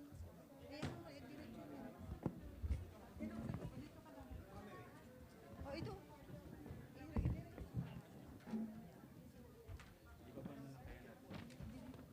Ate. Upuan, upuan. Ito.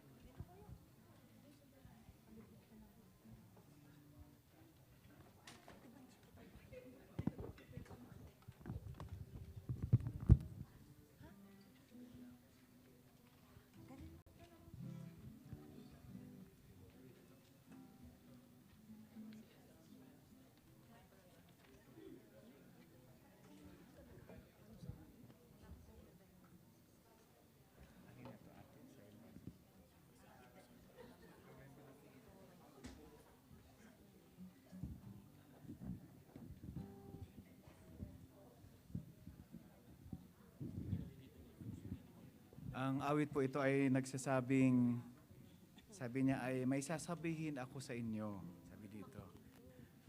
Ang ibig sana'y aawitin ko. Ito'y tungkol sa buhay sa mundong ito.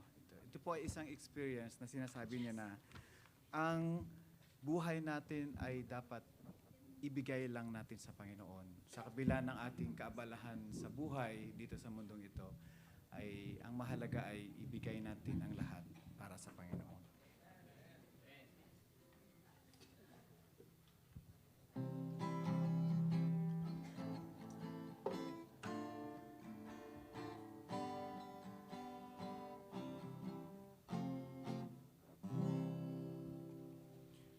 Mayroon akong sasabihin sa iyo.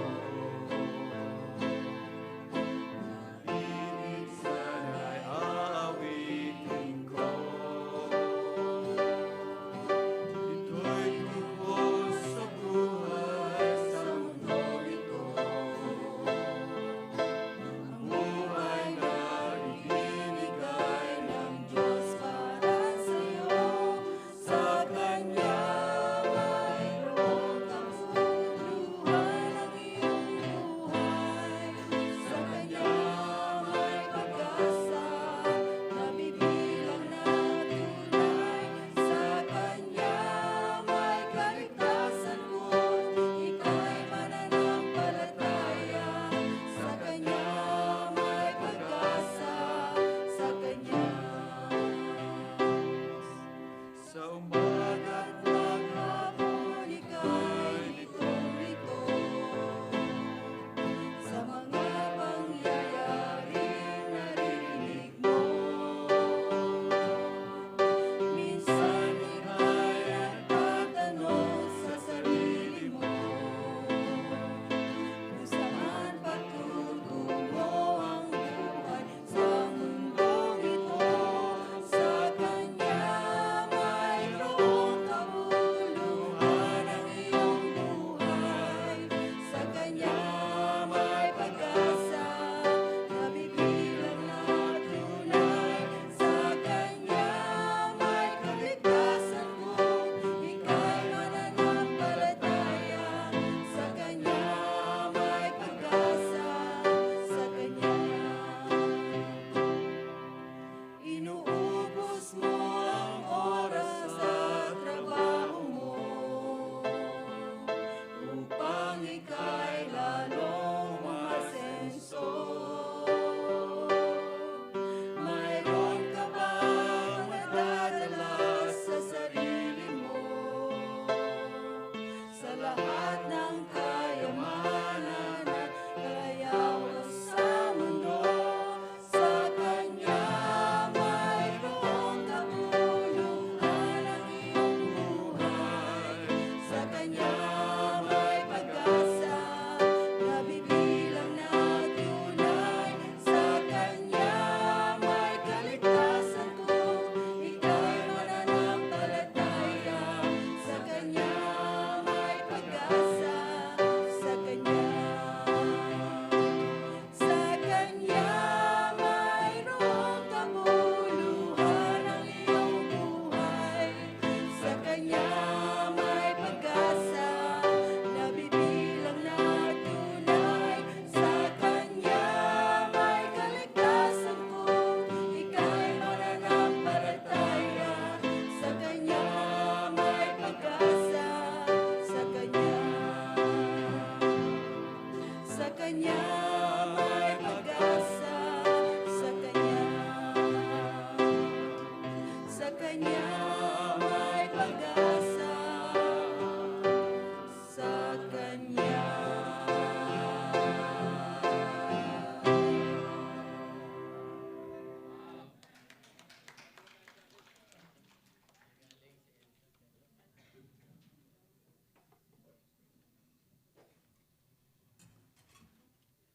Salamat po. The next part is actually question and answer. If you have other customs or traditions that you want explained, you can tell them now. I have one. Why do Filipinos eat with the spoon on the right hand and the fork on their left? Where did that start? started the time of Americans. You know, the Americans brought their food. Americans eat big slabs of food like steak. That's why they need a knife on the right hand and a fork on their left. They had to cut up their food. But the Americans also brought back the utensils like spoon, fork, and knife. Now the Filipinos can use them again. But the Filipino foods are different. We always have soup, sabaw, and then we often put the sabaw with our rice. So if you use the fork with the rice that has sabaw, you cannot do that. So that's why we use the spoon with the use for the rice with lots of sabaw and the tiny pieces of fish or meat to spoon it. And we use the fork to push the food into the spoon. That's why we use spoon on the right hand, fork on the left. We don't use knives. We use knife in preparing the food. We cut it up. Also, when the Spaniards came, they always hear the Filipinos say the expression, bahala na. Where did that come from? From the word bathala. Because they notice Filipinos are somewhat indolent. You know, indolent, they don't want to do anything. But that's just because the Filipinos felt it strange that before they were masters of their own life, now under the Spaniards they were slaves. So, and then they always have this expression that started from the word bathala, Diyos, God. Let God do everything. Leave it to God. Bathala na lang ang gagawa niyan. It became shortened to bathala na, and it eventually became bahala na, which is now an expression of bahala ka na, or whatever you want, do it. It's just different from what it originally intended to be. Bahala ka, bahala na ang Diyos, bahala ka na, whatever you want, do it. There. And so what else? Do you have anything to add? No more? Pandesal. Yeah, when it comes to food, the Spaniards have so much contribution. That's why most of our food are named Spanish: arroz caldo, adobo, mais con hielo, and the pandesal. What do you mean? What's the literal translation of pandesal? Bread. What is sal? Salt. Salted bread, but it's actually sweet. Filipino bread is sweet. And Kuya Sing, the habit of putting ice cream in the pandesal is very new. It's just now, but yes, he started it. He started that tradition of putting ice cream in the pandesal. It's very good. Yeah. And pancit, they put pancit in the pandesal too. Mañana habit, oh, that's clearly very Spanish in origin. Because, you know, we don't want to work so hard for something that we have no benefit. But they made us slaves and they always force us to do something. And if possible, the Filipinos will not obey their Spanish masters. So they make that as an excuse. Bukas na lang. Mañana, mañana. Señor, mañana. Señora, mañana. But it developed into something negative, so it's not just a word of expression. It became a way of life for other people. They put off things that needed to be done right away. Mañana habit is a negative habit. It's not something to be proud of. What else? Yes.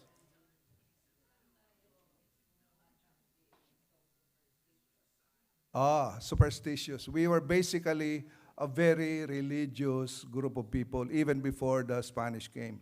And together with our religiousness is our belief in so many things, not just belief in God, is somebody who is all-powerful or the Creator. We have that belief already, even before the Spaniards. We believe in the Panginoong, may kapal, di ba?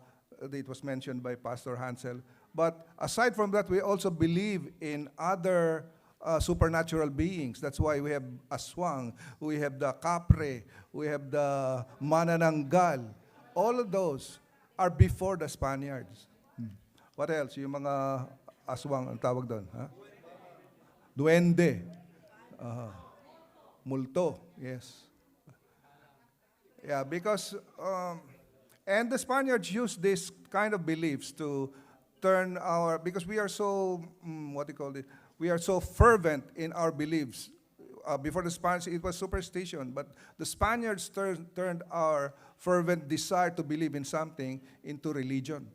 That's why the friars turned this desire into something that they can put inside the church. That's why they eventually, when we became Christians, because of the Spaniards, we became diehard Christians. Catholics are so devoted to their practices as Catholics. And most of them don't even know why they are doing those things. See? Because that's what we are. We are so religious. Padrino. Oh, that is basically Spanish. Because, you know, when the Spaniards came, most of the Filipinos were poor. But there were a certain class of Filipinos called ilustrados. These were the rich Filipinos. These were the landowners. These were the businessmen. And now, some Filipinos who were not in this level wanted to rise up in status. So they have friends who are rich. They call them padrino. Can you do something for me so I can advance in society? So padrino. Padre is a friend who is who have more authority, who is on a higher level than you. Padrino, which is basically a negative habit again. Yes, the question.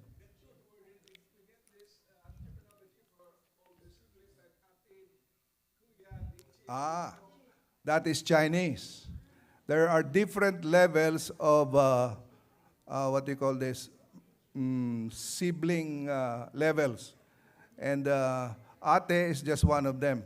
Ate is the eldest sister. Elder sister. After that, there is dite. These are Chinese terms. Then xianse, and then something else.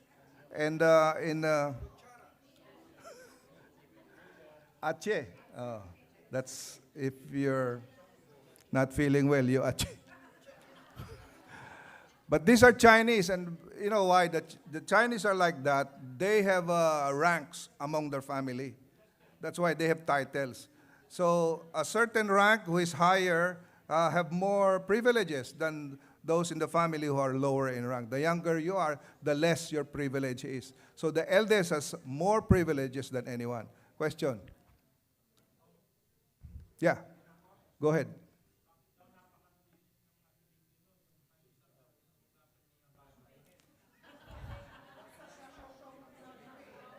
Sinasawsaw muna sa kape to clean it. Tapos iinumin yung kape.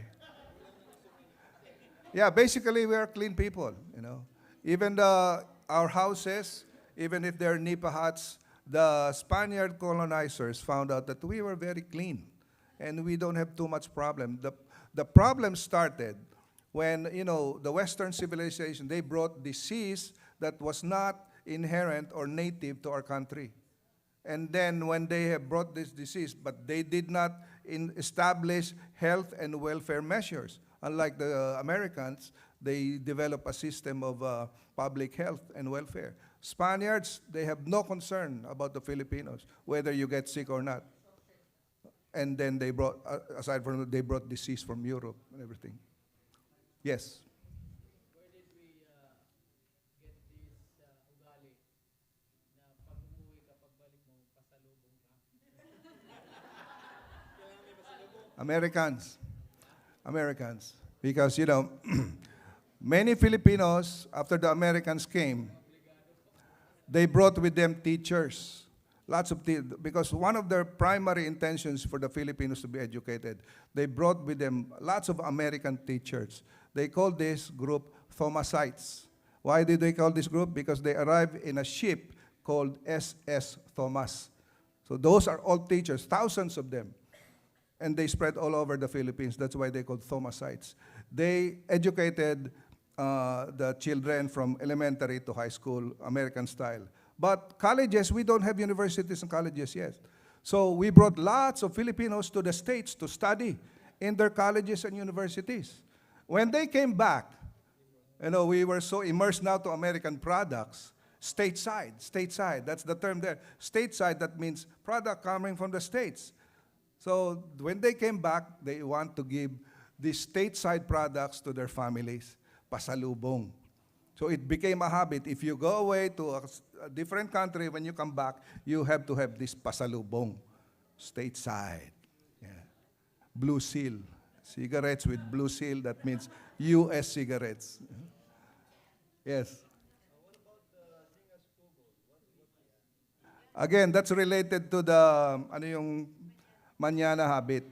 Because the Spaniards made us farmers. And then they wanted to clear the mountains, the fields.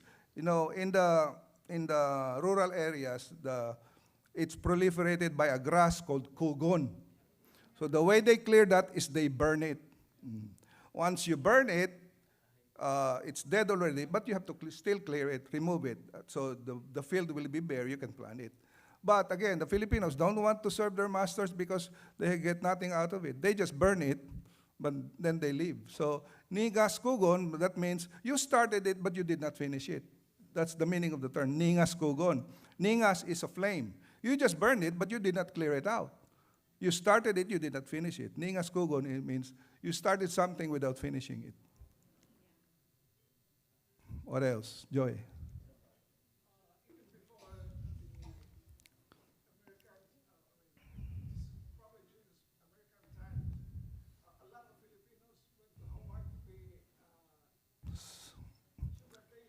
Yes. Mm-hmm. OFWs did not start only in recent years. It started way back in American time. Because the Spaniards did not bother about Filipino products. But there were Filipino products that was already in existence. Sugar, abaca, tobacco, and coffee. These products are in big plantations. When the Americans came, they said, oh, we need these products. So they started free trade, meaning we can bring our products to the United States without tax. And they can bring our products, their products to the Philippines also without tax. So when they found out that we have a big plantations here, production of these 4 products, there were several effects. The landowners became richer because they have now a big new market in the United States. And also the people who were used to working in these fields, in these plantations of sugarcane and tobacco, abaca in Bicol, and coffee, they brought all these people who were working in the Philippines to Hawaii with lots of plantations there of tobacco and pineapple and other places in the United States. So these are the original first UFWs that happened after the turn of the century. 1910 and starting 1910 until the war. So actually the relationship between the U.S. and the Philippines. At first, the Filipinos were disappointed. They thought the United States will give them independence, but because of the Treaty of Paris, it's just a change of masters. After the Spaniards, it's the Americans that became our masters. So we were against the Americans from the start. But when they started giving us independence, freedom, and rights, helping us with our education, it became a love affair. Until the American War. After the American War, we were liberated by by the Americans from the Japanese. It's not just a love affair, but we now have a marriage between the U.S. and the Philippines. That's why we hold the U.S. in very high esteem, to the point that our own nationality, our own identity have been forgotten. That is one of the bad side effects of American colonization. Nawala yung ating identity. We forgot that we were Filipinos. We wanted to be Americans because we thought Americans are so good. They're the best.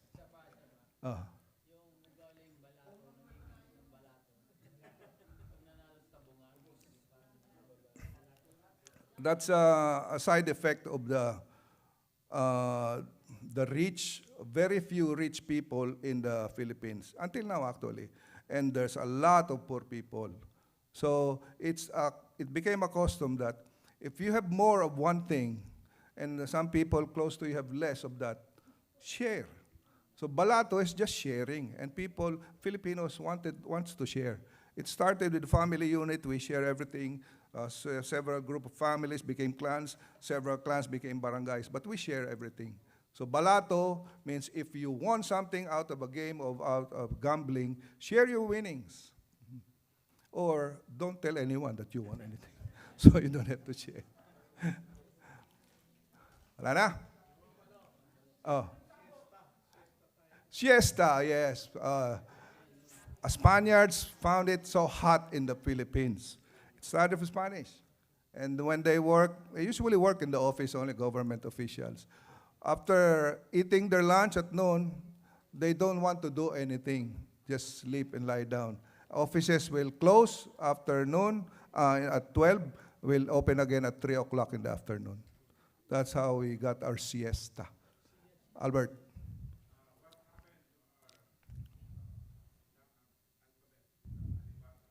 Yes.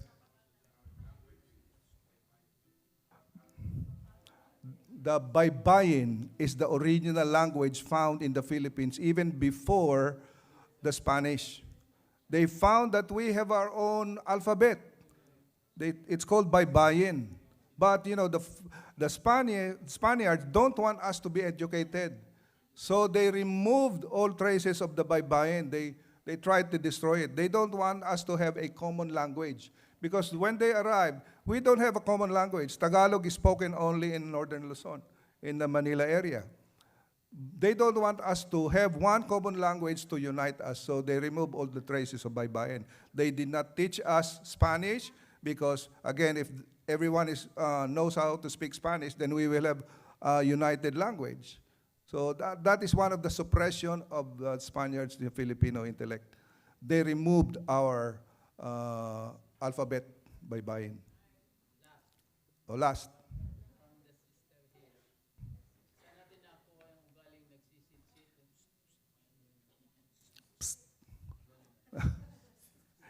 Because, you know, pag ang mga Pilipino, they don't always call us by name. Americans and Westerns, if you're calling somebody, you call them by name. That's why we have the word hoy. Hoy. Oh. And we don't want to raise our voice. Yung mga puti, when you see the people, white people talking, they're so loud. In the subway, in the bus, they talk to each other as if they're far. They're so loud. Filipinos are not like that. We're quiet. And if we want to draw the attention of somebody far, we don't want to say, Ezekiel! We don't want to, psst, psst. Simply subdued. Psst. Ganun lang. Because we are not what you call assertive. We are not, our character is very toned down. Yeah. Mm-hmm. But when we get a mic, iba na yun. When we have karaoke, it changes everything. Oh, another one. Okay. The what? Christianity. Yeah.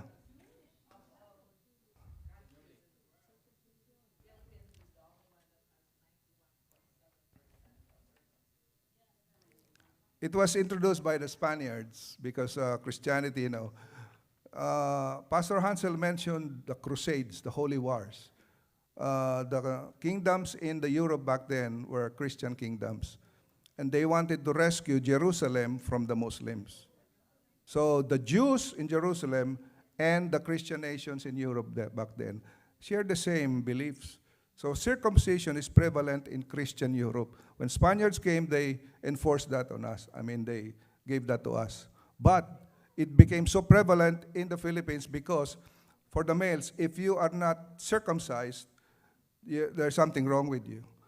So, if yung mga lalaking mali, pag hindi ka tuli and you're already 12 years old, tutoksuhin ka na ng mga kaibigan mo. Support. Yes, of course. That's another thing. But it became a status quo for young kids, adolescents, if you are tuli, if you are circumcised. Okay? One last. Wala na? Ninong and Ninang, that's Spanish. Sponsors. Okay, I hope you get something out of this. This is not just about traditions and customs. This is actually a very good lesson for us because just like what Pastor Hansel showed us in his sermon this morning, we are just like Israel. We're traveling through this land which is not our home. there are so many temptations, so many people like colonizers who will try to influence our ways. But if we know what is right, if we know what is the truth, then we will not be swayed. So if there's anything, any lesson you can get out of this, is your belief, your tradition, your custom based on the Bible. And uphold that, whatever influence you may get, whatever temptation or trap Satan lays in our paths, you will still hold to the truth based on the Bible. I hope everyone had a good lesson. So is Sister Lolit here? Umalis na? Sister Esther will lead us in a closing prayer. Tomorrow? No. Wag na. Pray na tayo kasi mahaba na.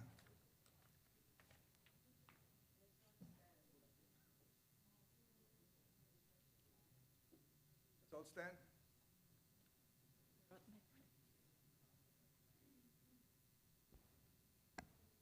Tayo po'y manalangin.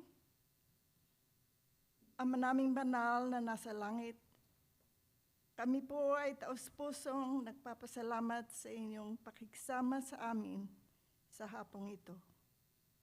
Kami ay masayang nagpuri at nag-aral ng iyong mga salita sa aming pagdiriwang ng kalayaan ng aming bansang Pilipinas. Tunay na kaisarap-sarap naman pong damhin ang inyong pagmamahal sa amin, O Panginoon. Hindi mo po kami pinabayaan, bagamat kami ay nasakop ng iba't ibang bansa, nakaranas ng mga iba't ibang pagsubok, ng mga manlulupig, at pinahintulutan mo po kami magkaroon ng kalayaan dahil po ikaw, Panginoon, ang aming pag-asa. Salamat po at kami ay inyong binigyan ng tapat at makadiyos na mga ninuno na nagbigay sa amin ng mga pangaral at mensahe na galing sa iyong banal na kasulatan, ang Biblia. Binigyan kami ng karunungan, pinalawak ang aming mga kaisipan at pananaw, at pinahintulutan mo po kami na magngibang bansa at patuloy mong ginabayan.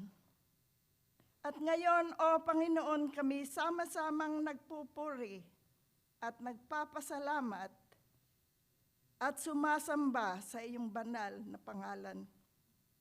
Ang dalangin po namin sa hapong ito ay pagtibayin mo kaming lahat sa aming pananalig at pagtatapat sa iyo.